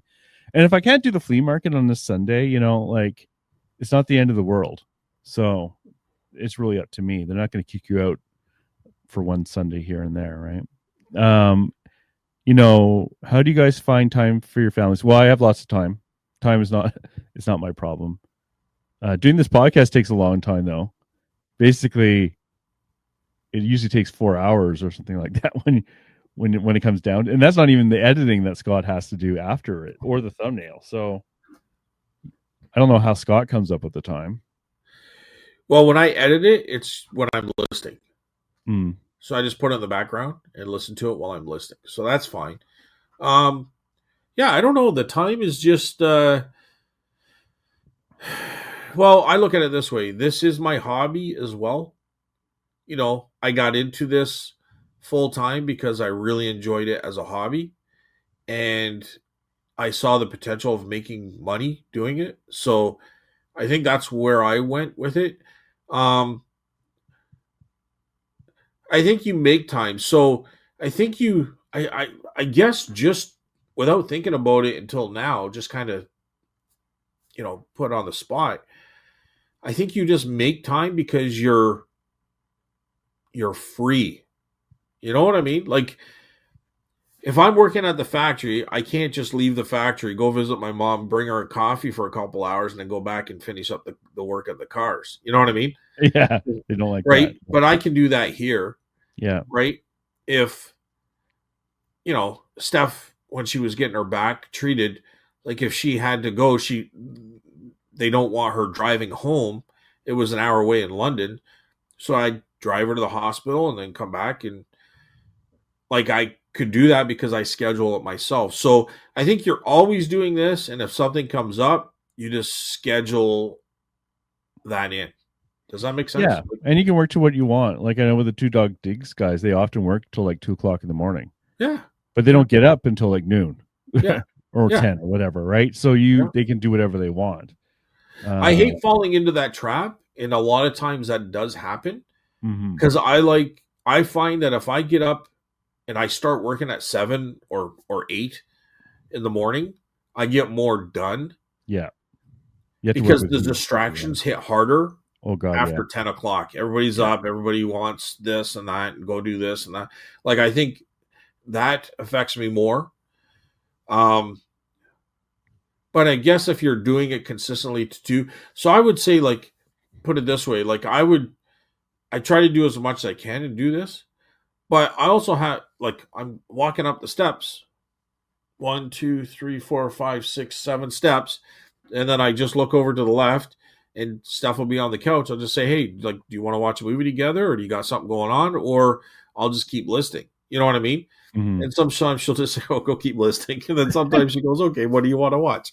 And then she'll make like a little nachos or bring out some popcorn or something like that. We'll just sit there and we'll watch a movie. But so it gives you that freedom, and if you really just want to get stuff done, then you just, hey, I'm just going downstairs. I'm going to be listening for the next 5 or 6 hours, and that's it. So Yeah. I think you just kind of, this is life, and then you just work around it.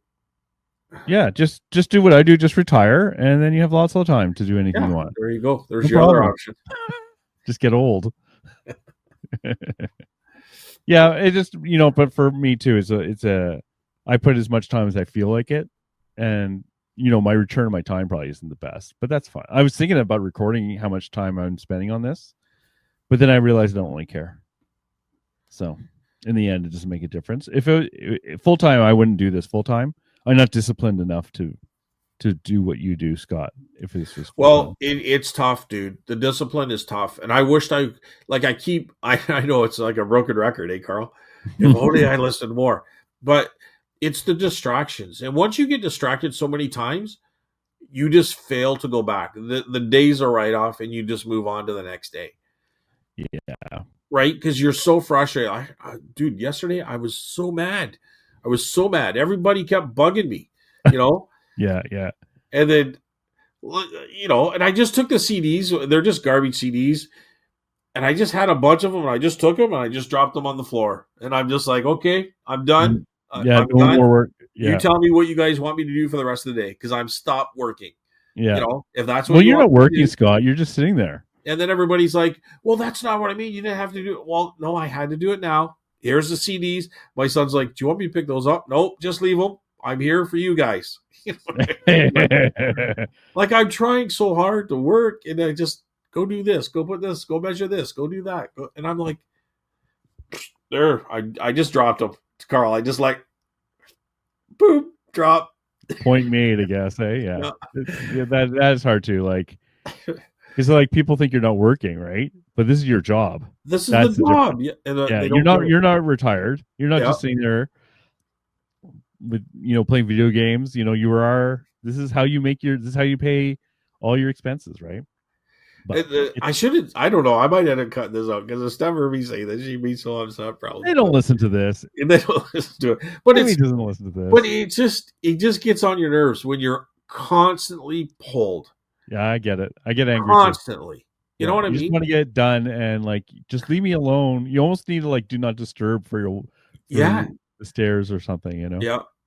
And it's just like it doesn't matter. They were garbage. If they were good CDs, I would have done it. But I knew it was garbage, so I just dropped them. They just went, and I said, "Okay, Yeah. I'm done. What do you guys want me to do?" I do have some stuff that I can like list upstairs. So when we're upstairs, and we're just seeing our Yeah. laptops, I can list stuff up there. I don't do it all the time, but I can do that. Like Yeah.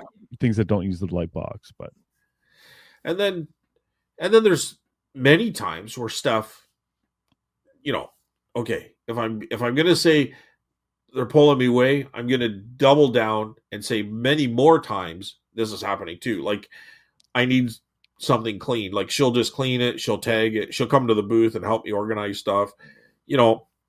She's doing that all the time. So there's way more good than bad, but it's just when you're frustrated, you're frustrated. yeah, I get it. It's just like you're just trying to get it done. Like it's like when I'm putting like together IKEA stuff. Don't talk to me. yes, yeah, Don't bother me. Don't offer your help. Yeah, just leave me alone. Yeah, get this done, right? Because every time you disturb me, it takes like half an hour to get back into it. It does, right? It does, and then because you forget where you are, you don't like you have to come back and kind of reorganize your thoughts and your brains, and the rhythm is gone. Yeah. And sometimes you can get into a rhythm is 100% true. You put a little music or a movie or something in the background, you're in a rhythm, you're listening, you're focused, everything's going nice. Yeah. Pull away. Then you get back into it and just pull away. It's gone for me too. Gone. It's like I used to get really frustrated because like the mood is so rare that when I'm in it, I don't want to stop for anything. I don't want to stop to eat. I don't want to stop to talk about anything. Because like once it's stopped, that momentum, it's not coming back. And it might be gone for days. It might be gone for days. Yes. Like, it's so rare. Like when I'm definitely gonna strike when the iron is hot because it's not usually very hot. Yeah. Anyways. Yes. And anyways, that was a good one. So you want to do the next one here from Tina? Okay, but we can't take as much time as that one. No. Already at 2 hours. Yeah. This will be a whole week. Tina Mac, interesting jewelry is something you both would like to learn about. Any guests out there that you could have on?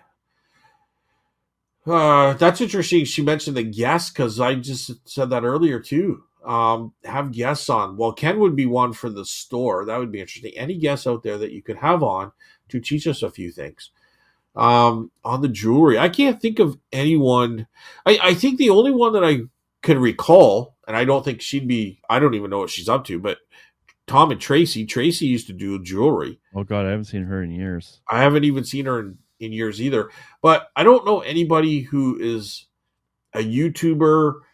I can't think of anyone at the store that I would feel comfortable asking to come on that's into jewelry, because I usually don't talk to those people too much. They're not the same thing. It's not that they're bad people or anything. It's just our booths don't really jive, so I don't really talk to them. Right? Like we have room for 80 vendors. Some vendors have multiple booths. So let's say there's 60 vendors, 70 vendors in total. Let's say 60, 65 vendors. I might talk to 10 to 15 of them regularly. Mm-hmm. You know what I mean? Yeah. There's a lot I don't really know too well. And if it is, it's small talk. I've had a beverage outside today. I think spring is finally here. Very good. I had a couple going on there the last few days too. Today's supposed to be really nice. Bring on yard sale season. And that's another distraction, dude. When it's nice outside, it's a beer tastes good. You grab a couple hot dogs for lunch and then a beer, and then I'm like outside for the day. Now it's nap time. Now it's it's nap time for sure. You know, but anyway, I'll think about the jewelry thing if you come up with someone, Carl. We'll Yeah, we're kind of like, in the YouTube community, we know a few people, but we're not really that involved in all that. like, So especially like the jewelry thing. I think it's tough to kind of find people who are just into jewelry, but that would be interesting to know or to talk to someone. Thanks, Tina Mac, for that yeah, question. yeah. It was great seeing you this last weekend too, and your daughter. Next one's from Kev. Kev's a new bolo or a new bolo, a new Go for Kev's. Kev's a new comment guy. Yeah. Hi, Scott and Carl. Great show. I have been selling on eBay for over 20 years and have just opened a booth at the Freelton Antique Mall. Yeah, that's about an hour away. Okay. So Freelton, Freelton Antique Mall. That's a lot of people from Freelton come down to ours in Waterford, so that's interesting. I've been to Freelton once, and that was probably 2 years ago. We bought a couple stuff there, but it's one of those ones where you can't, as a reseller, you're not going to find much to resell, right? Because the prices are pretty in line with what we do. So, but it's a nice big mall, multiple levels. What tips can you give on how to make a booth a success? I can only speak for, like, I'm gonna say stuff, and I'm guarantee you I'm missing lots. But what helps me, and I feel my booth is successful. I'm not bragging by saying that. I make money each month. I'm really happy with what I'm making, and blah blah blah. I think being eclectic and keeping your prices reasonable is probably the biggest too, and switching it up. Like, those are common sense ones. I think, like, I don't want to say common sense. I think those are common ones. I think vendors talk enough about those ones, but they are basic enough that, in my mind, those are still the most important. Keep your prices right, and keep mixing it up for sure. Turnover is more important. Turnover is more important in the booth too. What is turnover? Like, how quickly things sell, because they're taking up spots, right? Like, I'm not the best at that either, but I think that I would say yes, Carl. But I think if you look after your prices, keeping it eclectic, and keeping it fresh looking, like moving it around. Like, sometimes you say if you touch something or move something, moving it around makes a huge difference. It's funny. I think those three things will keep your turnover. Right? I think don't fill it with junk either. That's the problem I keep having. It's like, this is cheap. This is only $1, but $1 really doesn't pay much of the rent. So, yeah, when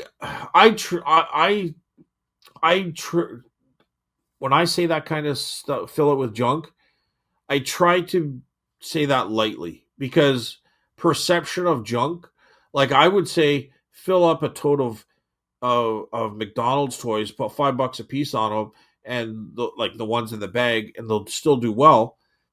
But other people would say that's junk. Well, don't put it in the prime spot. That's for sure. Yeah, I'll put horror DVDs in a tote, slide them under a table, and people will dig through them by 4 or 5 at a time for $4 a piece. But other people would say that's junk. I think, I'm still learning this. It's not easy. It's very different than eBay, and I think, with grocery stores, certain levels of the shelf have a lot more value than the top or the bottom. And that's very true for antique markets or flea markets too. So you have to kind of go like, okay, I got these, like, for me, okay, I put my matches in. Remember I bought all those matches? Yeah. They're $1 each. I had them in a prime spot. They really shouldn't be in a prime spot. It really should be the better stuff. It's okay to have a little bit of that maybe, but I had to be more conscious of, like, takes up a lot of room. It's worth $5, or I could have 10 things in the same spot, and one of them might actually sell. So, there's a bit of that, but I'm still learning. And like we were saying before, it could take 6 months to a year to figure it out. It's not easy. And it constantly changes after that too, right? So, yeah, like, you got to figure it out, and then once you figure it out, it's going to slightly change as time goes on. So, over 10 years, it's going to change a lot, but it's changing slightly week to week, month to month type thing, but ever so slightly. But like if I sat here and said, hey, listen, VHS tapes, I sell them well. That doesn't mean to go fill your booth up with VHS tapes. And only certain VHS tapes really do well. And I would say for me, it's horror, right? Same with DVD. I wouldn't just put any old Right. DVDs. Yeah. I stick with horror, or I stick with like seasons, but I still price them fairly inexpensively. So I got $40 for Man from Uncle, but that was a limited edition, and that was all the seasons, and it was in a briefcase kind of looking thing, cardboard package, and it had it was a neat design to it and stuff. But it sold for $40. Picked it up probably for a couple of bucks, but it's just it's not everything is going to sell like that. I could sit here and say I do great with books. I sell books every day of the week. I'm pretty much selling book, at least one book to 5 to 7 books.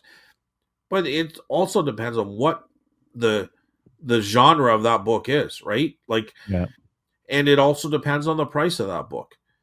So a lot of them are $5, $10, $15 books, but I have sold them for 35, 40, 60 bucks. But it all depends on the genre. So I wouldn't just say, oh, here's a yard sale with billions of books. I'm going to buy them all, throw them in a booth. Chances are they might not do well. You really have to cherry pick them. There's a lot of work there. I think a So good it's rule, really like hard to just kind of narrow it down like that. yeah. Well, he's at like one general tips. I think like one I like is if you can find it at a garage sale, do you really want it at your booth? Probably not, right? That's Oh, if you're talking about clear glass, right, or yeah. just generic modern toys or whatever, like you could have that in your booth. You could have it cheap, but is there going to be demand for it at Well, an that's antique kind of mall? back to the books and all that. It all depends on what it is, right? Well, And that's my point, right? Like you yeah. don't want just common stuff where it might be cheap but no one actually wants it. That's a mistake I fall into a lot. But Right I'm now, I still seem to learning. be selling a lot of smaller, low-priced items and just making rent. Um, I think you read Antique Nomad or that lady or something, but you kind of have to have a mixture in there of high and low. Um, so yeah, let me finish what he says here. The bigger high-end items seem to be sitting. Any feedback would be appreciated. Keep up the good work. Um, Make sure that you're not asking too much. Fall in love with the deal, not the item. I've said that a billion times, Carl. I don't know. Like Yeah, if yeah, something is worth $200, doesn't mean you should be spending $100 on it, right? Like no. maybe $30, $50. You got to fall in love with the deal. Don't fall in love with the item. Um, The other big like thing is that I bought something at an auction and I spent $200. By the time you put the thing commissions in it, it comes to 260. $260 I spent on this. It is a Swiss vintage. I think it's from the 1950s or 60s, but it's a surveying level from the 1960s. It's Swiss made, but it goes for about 750 to 850 on eBay. You know what I mean? mhm.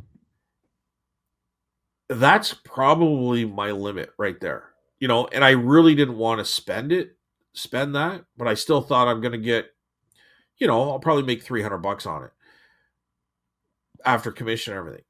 I'm going to set it in the booth for about a month. If it doesn't sell, it's going right on eBay.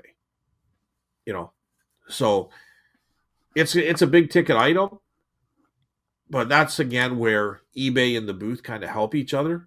Well, the only thing I can say is when you come from the eBay world to a booth, you have to realize you're not going to get eBay prices usually. Right. Yes. But and he's saying here that his bigger end items seem to be sitting. That's going to happen. They're going to sit for a little bit too. Um, There is one guy at the market who sells big stuff and he's complaining about low sales, yeah, but it's honestly because his prices are too high for that market. yeah. The people who are Freeland willing to, though is kind of known. Like, okay, sorry, go ahead, if Carl. it's a higher end market, it's different than the flea market, right? Yeah, So you need to know your market too. yeah. Freelton, it's kind of weird. Like it sits about half an hour outside the city, but it's almost part of the city. It runs Mm. off a major highway that comes out the city. You know what I mean? So it's Yeah. kind of in between a lot of cities. Like it's kind of sits weird.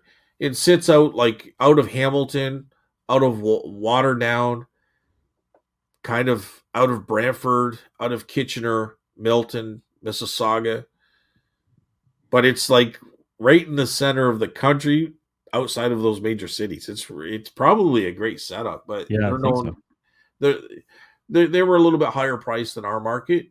Definitely was hard to find stuff to resell for sure, but it was fun to walk through, and it's a great looking store. Um, I don't know. I hate to steer stuff wrong because first of all, each market is a little bit different, and I don't know what big ticket items you have. Um, but for me, I don't know.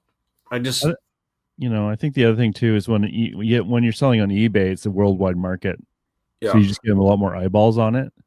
And in the antique mall, it might just take a while for the right person to come along too. So yeah. Like so, my surveying equipment goes for about 850, $900 online. I'm gonna put it at 750. I'm sure his market's the same, but if somebody came in anything over $20, if they want a discount, they will do up to a 10% discount. So you got to take that possibility in consideration.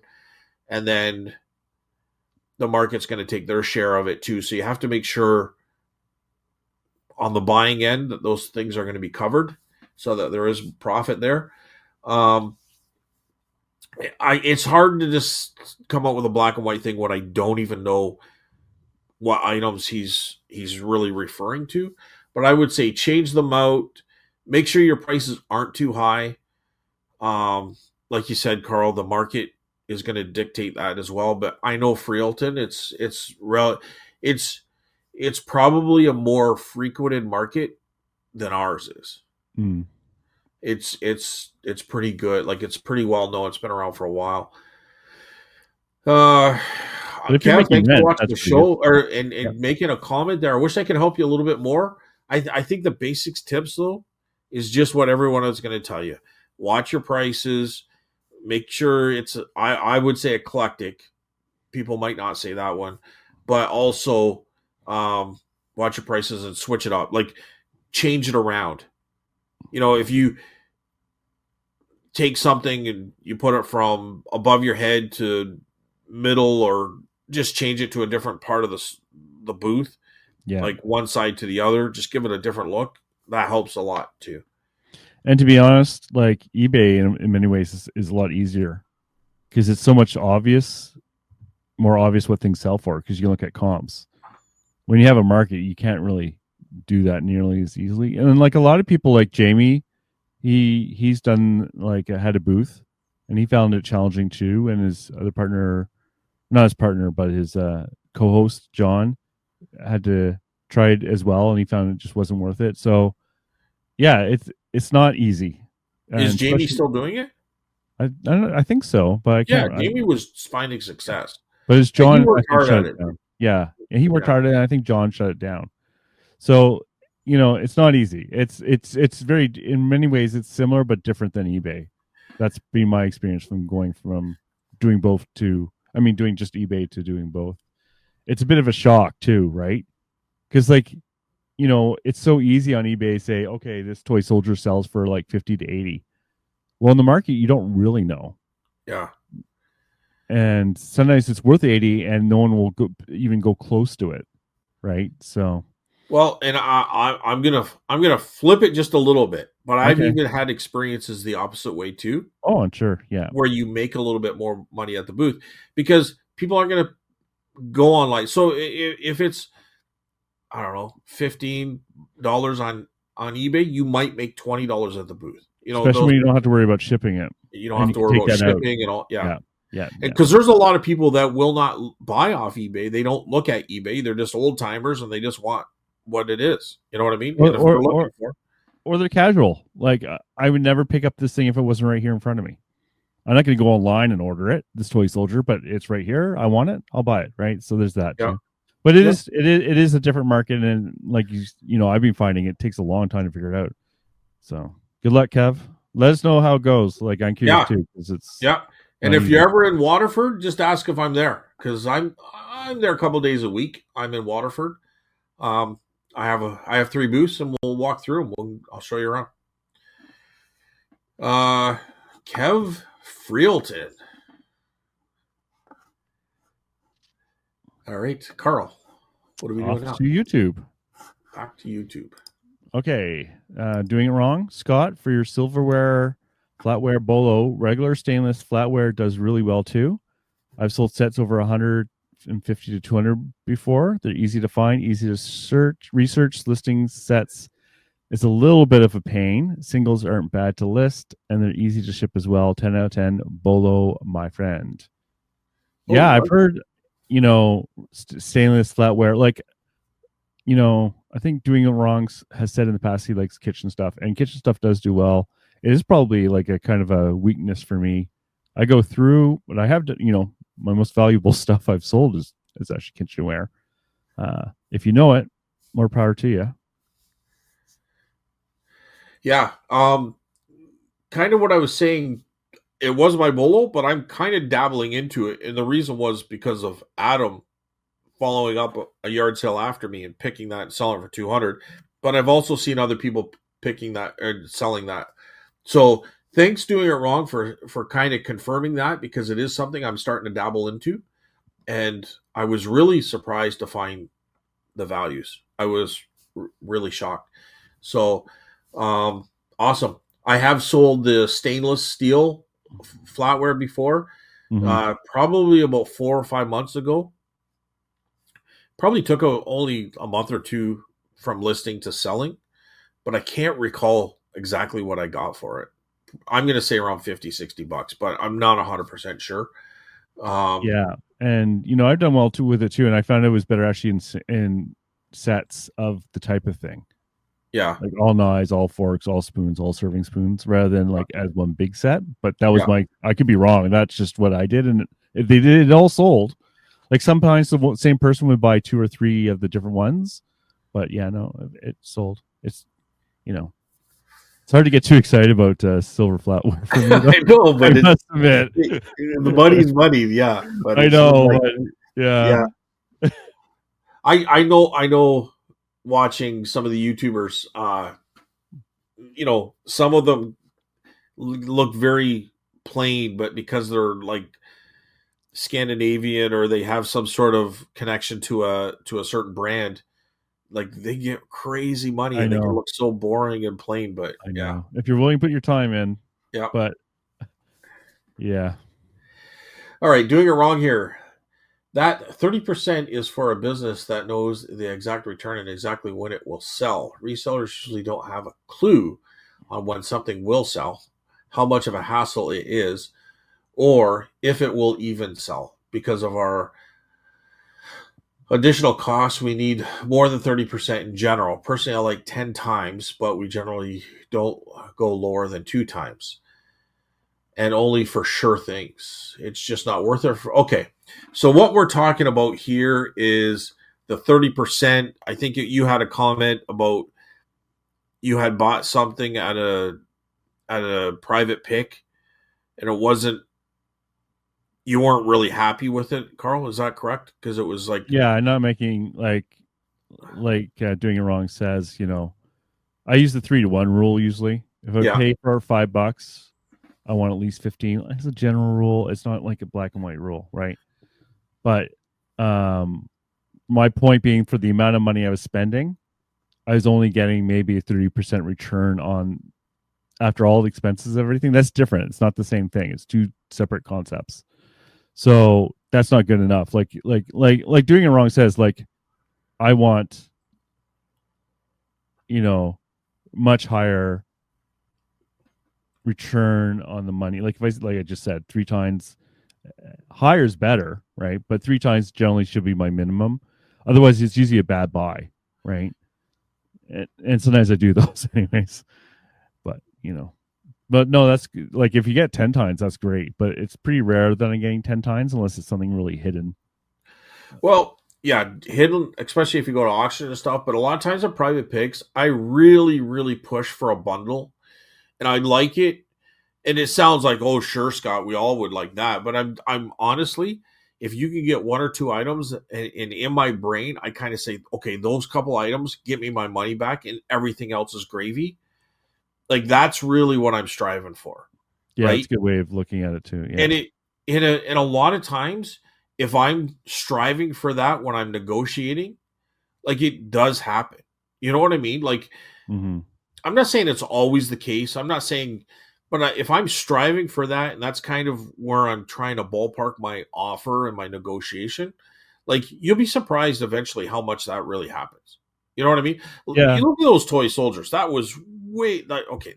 I know it's something that's rarely going to come apart, but like 45,000, get it down to 5,000, making great, return on all this stuff.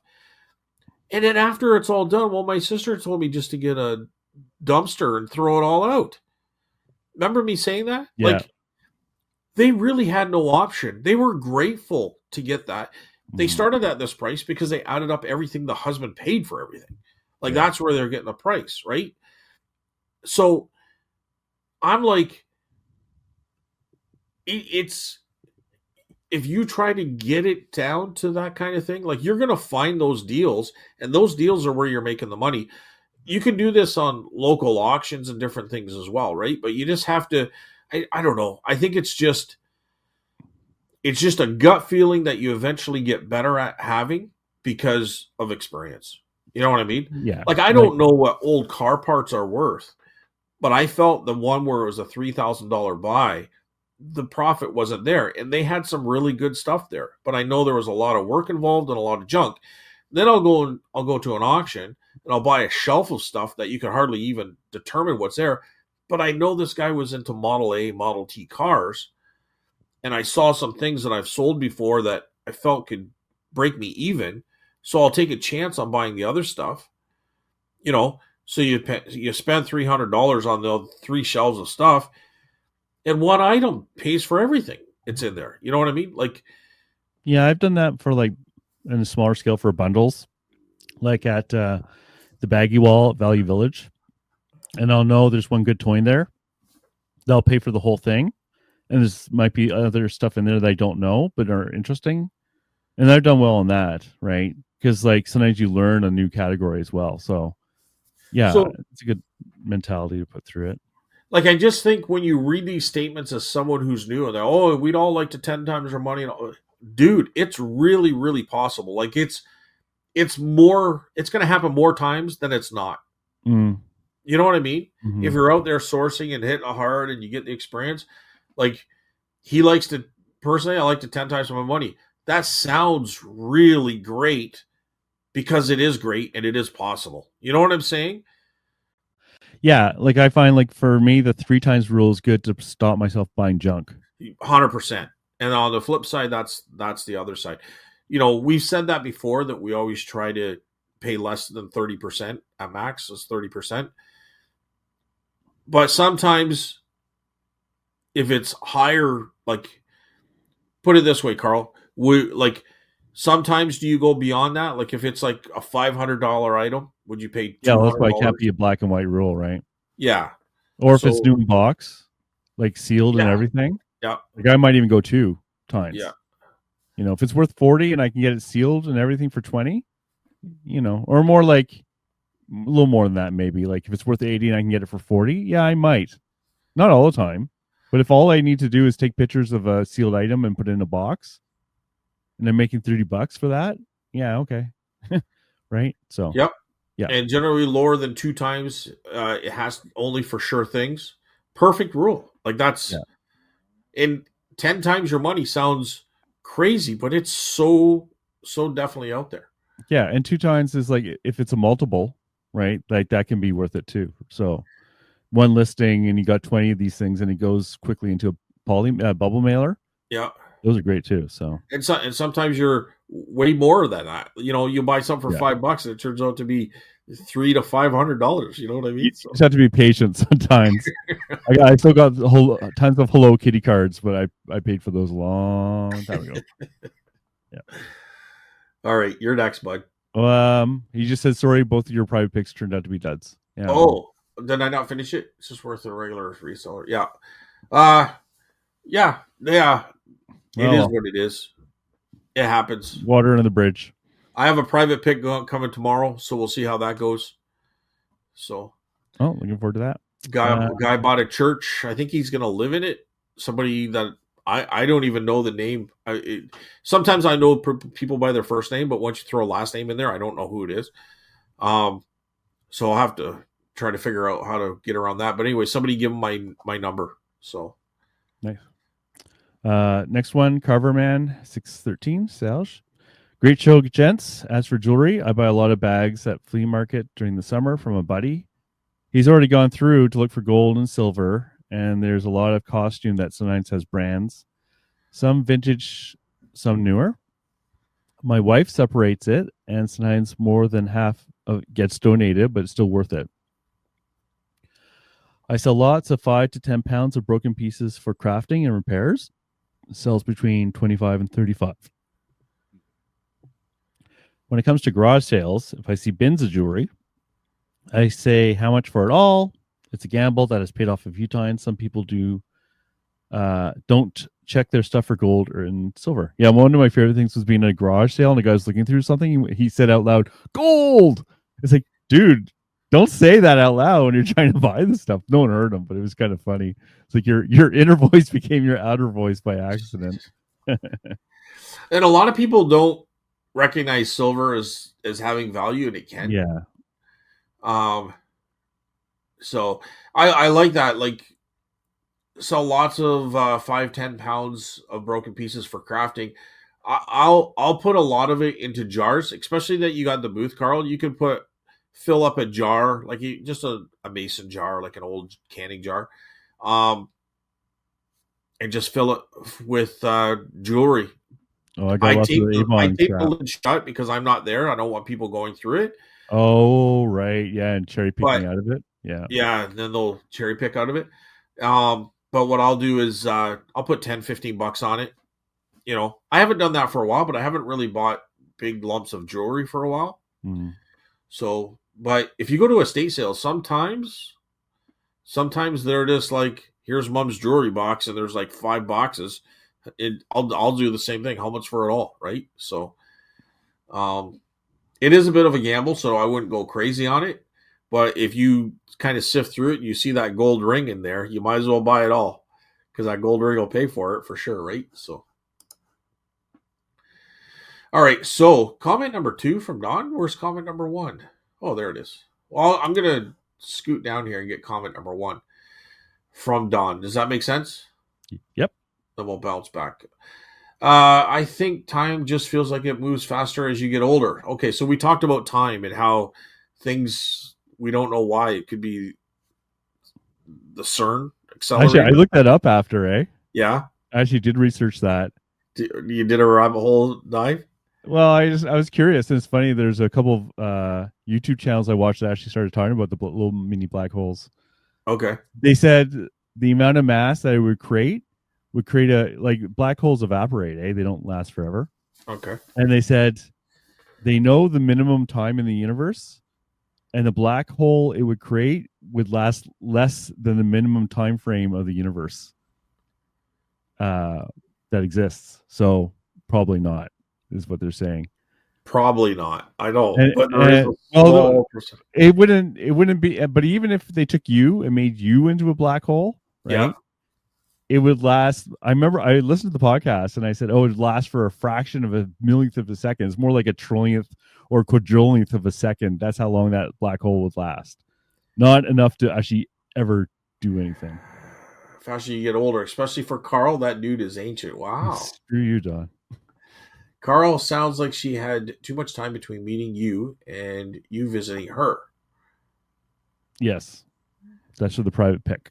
Private pick. More time to figure out everything out and become less willing to let go of things under a certain amount. More time to decide. She was fine keeping everything if it came down to it. LOL. I am the same as you with oversharing thought. Same. Oversharing though. Yeah. Yeah. I'm the worst of that. Oh, Yeah. oversharing though. That's Yeah. a okay. Uh, at the same time, we all know you won't let things go for under a certain amount either, right? Wow. Wow. Yeah. I'm bad. I don't like letting things go cheap either, but sometimes I was happy to see a couple things go last week actually, so it's all good.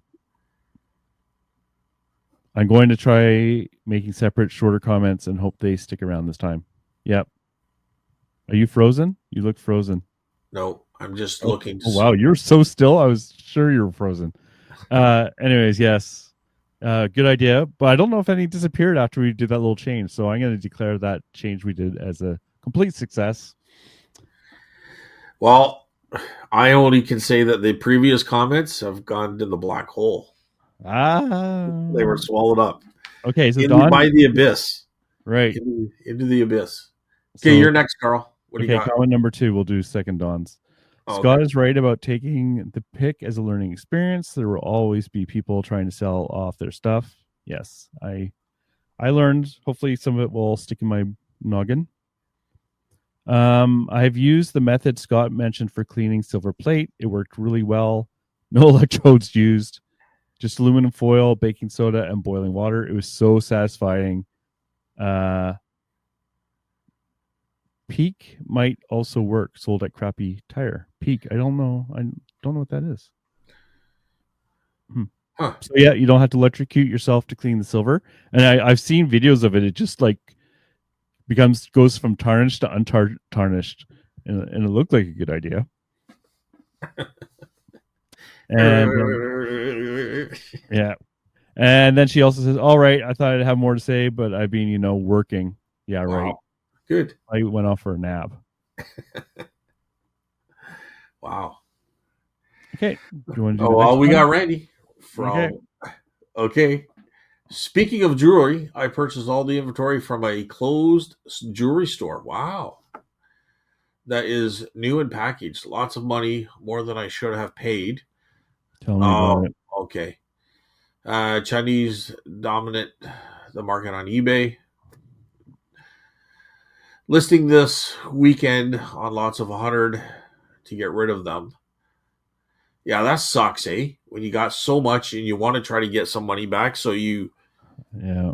Sometimes is it worth just to keep pushing it out there? I know. More fun than a poke in the eye with a stick. Oh, dude, I can understand. I got Avon box over there full of stuff. No Thanks, guys. It. Yeah. I remember that pick. That buy. I still got it. Yep. Thanks, guys, for another fun show. Randy, hot dog. Oh, good man. He knew the key word. Wow. That was to make sure he was listening.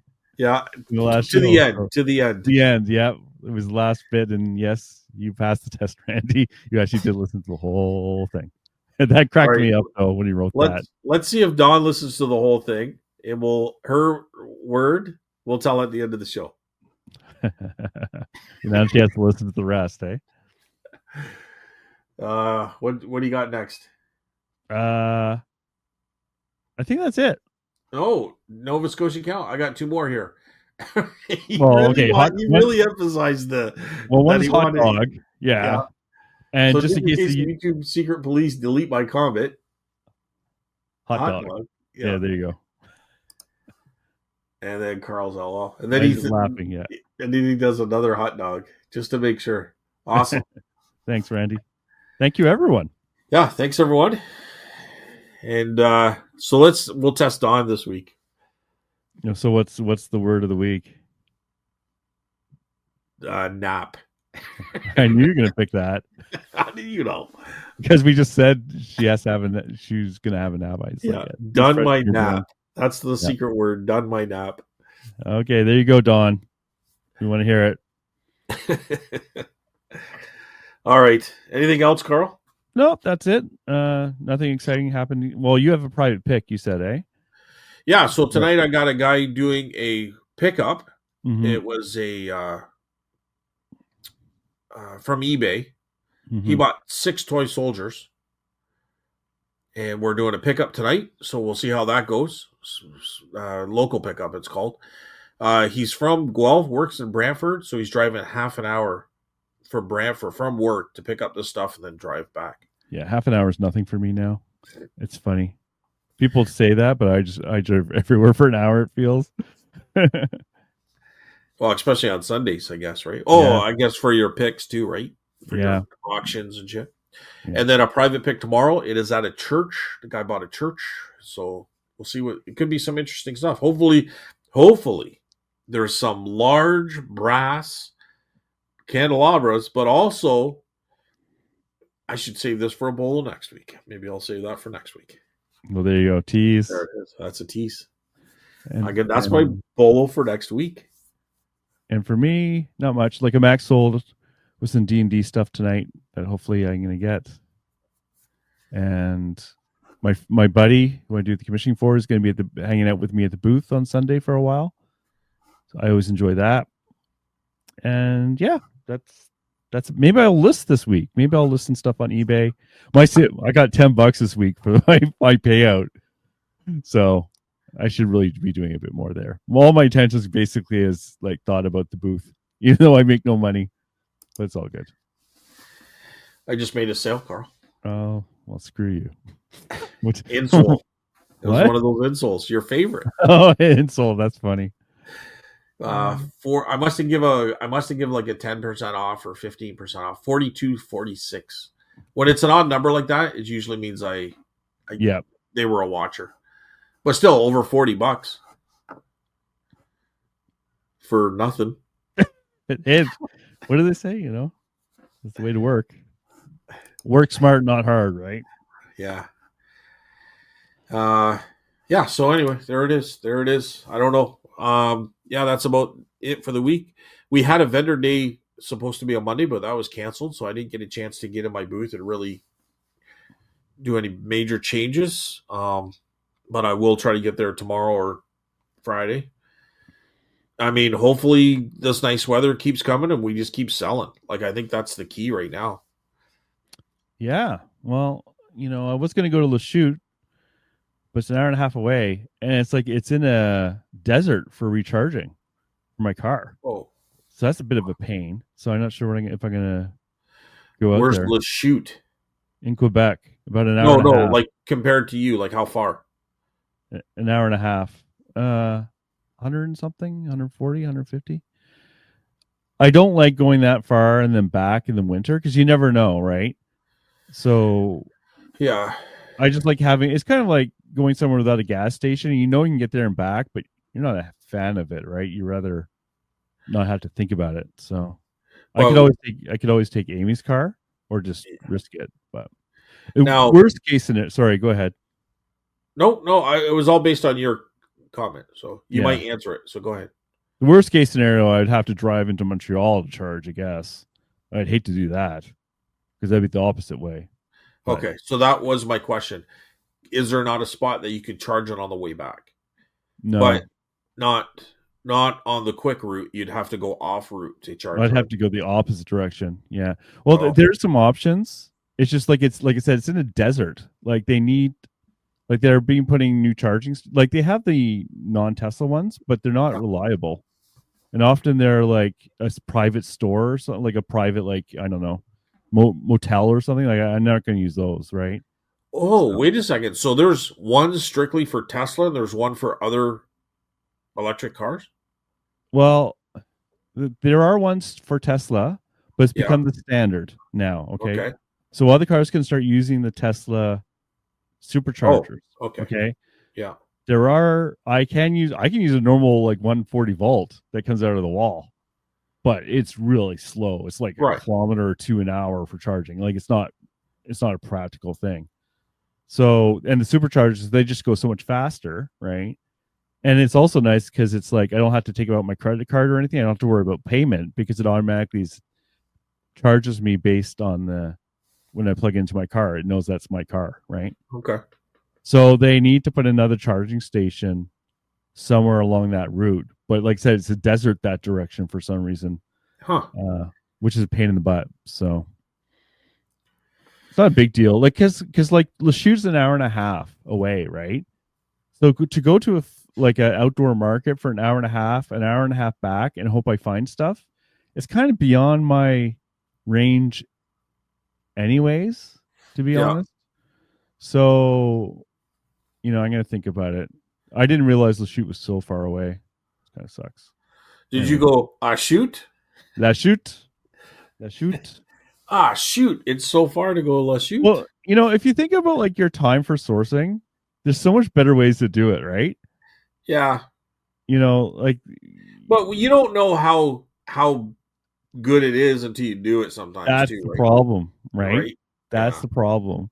Or I could actually show up to my own market that I go every Sunday half an hour earlier and get stuff where I'm going to anyways, right? Yeah. That's a much better use of my time because that's only costing me half an hour rather than 3 hours for the possibility of somewhere I have to go anyways. So we'll see about it. Source, and let's be honest, garage sales are probably starting Yep. in April, I would think. So maybe a little earlier where you are, but I might even check to see if there's any this weekend. I'll have to see how warm it is and stuff, but there might be some this weekend. the first ones are always bad because it's always 1,000 resellers have been like going crazy all winter, and they always get flooded. Do you notice that? Have you noticed that? I like right now, I don't know, but I Mm. know I find honestly, I don't know. Carl, I hate saying things opposite you, but honestly, I would have said this. That's I fine. find what's that? It's more fun when you have a different opinion. Well, honestly, I find that people are desperate to clear out the garages and stuff right now, Mm-hmm. and Mm-hmm. I find that you find the better stuff. Like they're itching to get out, they're itching to clear the garage. The nice Right. weather comes, they're out wanting to do yard work and all sorts of stuff. So I find they push a lot more out there. I find kind of July-ish, like July to be the worst month, I guess, out of all of it because it gets really hot and people have already dumped their stuff. You might have a good yard sale where maybe someone passed away and they're just trying to sell the like stuff off the estate off in a yard sale kind of thing. So you'll pick up some good ones that way. Um, and then for whatever reason, it starts to pick up a little bit. I find the end of the year, like kind of your September, October, kind of oddly enough, you start finding good yard sales again. So that's kind of where I've been at it. If you like, there's a yard sale online, and if you look at it, probably April and May is your like, there's tons of community yard sales, Mm. I right? wish we Even had that into up here. June, but Yeah. April and May, you can go Yeah. on the website and check it out. Yeah. So there is so many community yard sales in those months, like it's crazy. But I think it is too early right now, and I think kind of more if you're here. Here's the other problem: we get a lot of rain this time of year. Like it Mm. always seems to be raining on Saturdays, I know, right? right? So kind of even into May, sometimes like it's questionable. But once you hit June and July, usually the rain, your Saturdays are pretty decent. But like right now, like we tend to get a lot of rain, and it always hits on weekends. I don't know why, It's the way it but is. yeah, April. But like if you go, I can even show you the website. If you go on there, you'll see tons of yard sales, and it just seems to be that's just how I find it around here. But we find yard selling is different from where you are to where I am. Even though we're in Canada, we're in Ontario, we are 8 hours apart, and it seems to be a big difference. I just complain. I think it's a me thing. I don't think it's the area thing. Like Sage and those areas, they he says there's lots of great ones around him. So Where's actually, he? He's in Quebec, or no, he's in Southern Ontario. Well, not Southern Ontario. He's he's in south of Ottawa. Ontario? Yeah, Okay, but he's much closer to Morrisburg. He's to the south, more near closer to the St. Lawrence. okay, About 45 minutes away from me, about something yeah, like that, south. So, but you know what? It's just I think I'm over my bitching about it because I'm just more used to it now, right? yeah. Well, Carl, you correct me if I'm wrong, but I'm only kind of repeating what you've said before. Like don't like getting up early. So if you don't get out on the road by 6 o'clock in the morning, like chances are a lot of that Right. good older stuff could be gone. So I'm used to it now because it's Yeah, that's Sunday. I true. gotta get out, right? Yeah, But honestly, what I found is if I was out on the road before 7, zero garage sales were out, like zero. Like just people around here yeah, aren't doing it before 8, really. And you might get some 7:30s out there, right? yeah, But honestly, I found like I would drive to where they're supposed to be, and they're not even out yet. So it's just kind of like I'd have to backtrack a lot because they weren't out for another hour after I'd been there around here. yeah. That was my experience. So like, yes, you could go early and you might find one or two super early, but honestly, I spent a lot of time just driving around seeing nothing until 7:30 or 8. Yeah, so I would say everybody is starting to get out by 8 o'clock, right? By eight, There might by be the 8, odd time. yeah, So, usually, but even some 9s, you do see some 9s, right? but I think yeah, I think it's all shifted like a little later. and I agree it shifted later. The reason I like to get on the road by 6, try to get there by 6:37, like even 7, is because you do get the early ones. So you hit them, and then by the time you're done those ones, now the Mhm. people that come out at 7:30 or 8 o'clock, you're starting to hit them. And you're getting the stuff as they bring it out. You know what I mean? So Yeah, you're like, this is the cream of the crop. You know what I mean? Like you're getting the I best know. of the best stuff. Now, you know, that's just the way. I'm just telling you what worked for me. It doesn't mean it Mhm. works for everybody, Mhm. you know. But by 9 o'clock, everybody and their uncle is out there competing against you, right? So now you're, hopefully by 9, 10 o'clock, like I'm pretty much done for the community yard sale. I'm done, and also I'm done. At that point, I'm not even looking at stuff anymore. I'm just like Yeah, scanning stuff. It's like, okay, it's time to go home. yeah. Well, and if I'm driving an hour away, which is usually my max, there's a few that I will go further because I've had really success there. But then I'm hitting yard sales on the way back, and they're usually like in a rural area where they haven't been hammered like they do in communities yard sales. So there might have been 5 people ahead of you. There might not have been anybody yet. You know what I mean? Depends what time you start to come back. So that's where I'm hitting them on the way home. If I have to go that hour drive, if they're just around here, they're just around here. So I'll just expand my area. Like I might hit Dover, Delhi. Like I'll hit the local smaller towns. Mm-hmm. But yeah. So anyway, there it is. But yep, Garage sale dreams. What can I say? yeah. All right, Carl. Should we do another 2.5 hours No, for no, the morning? I think we're done. I'm freezing down here.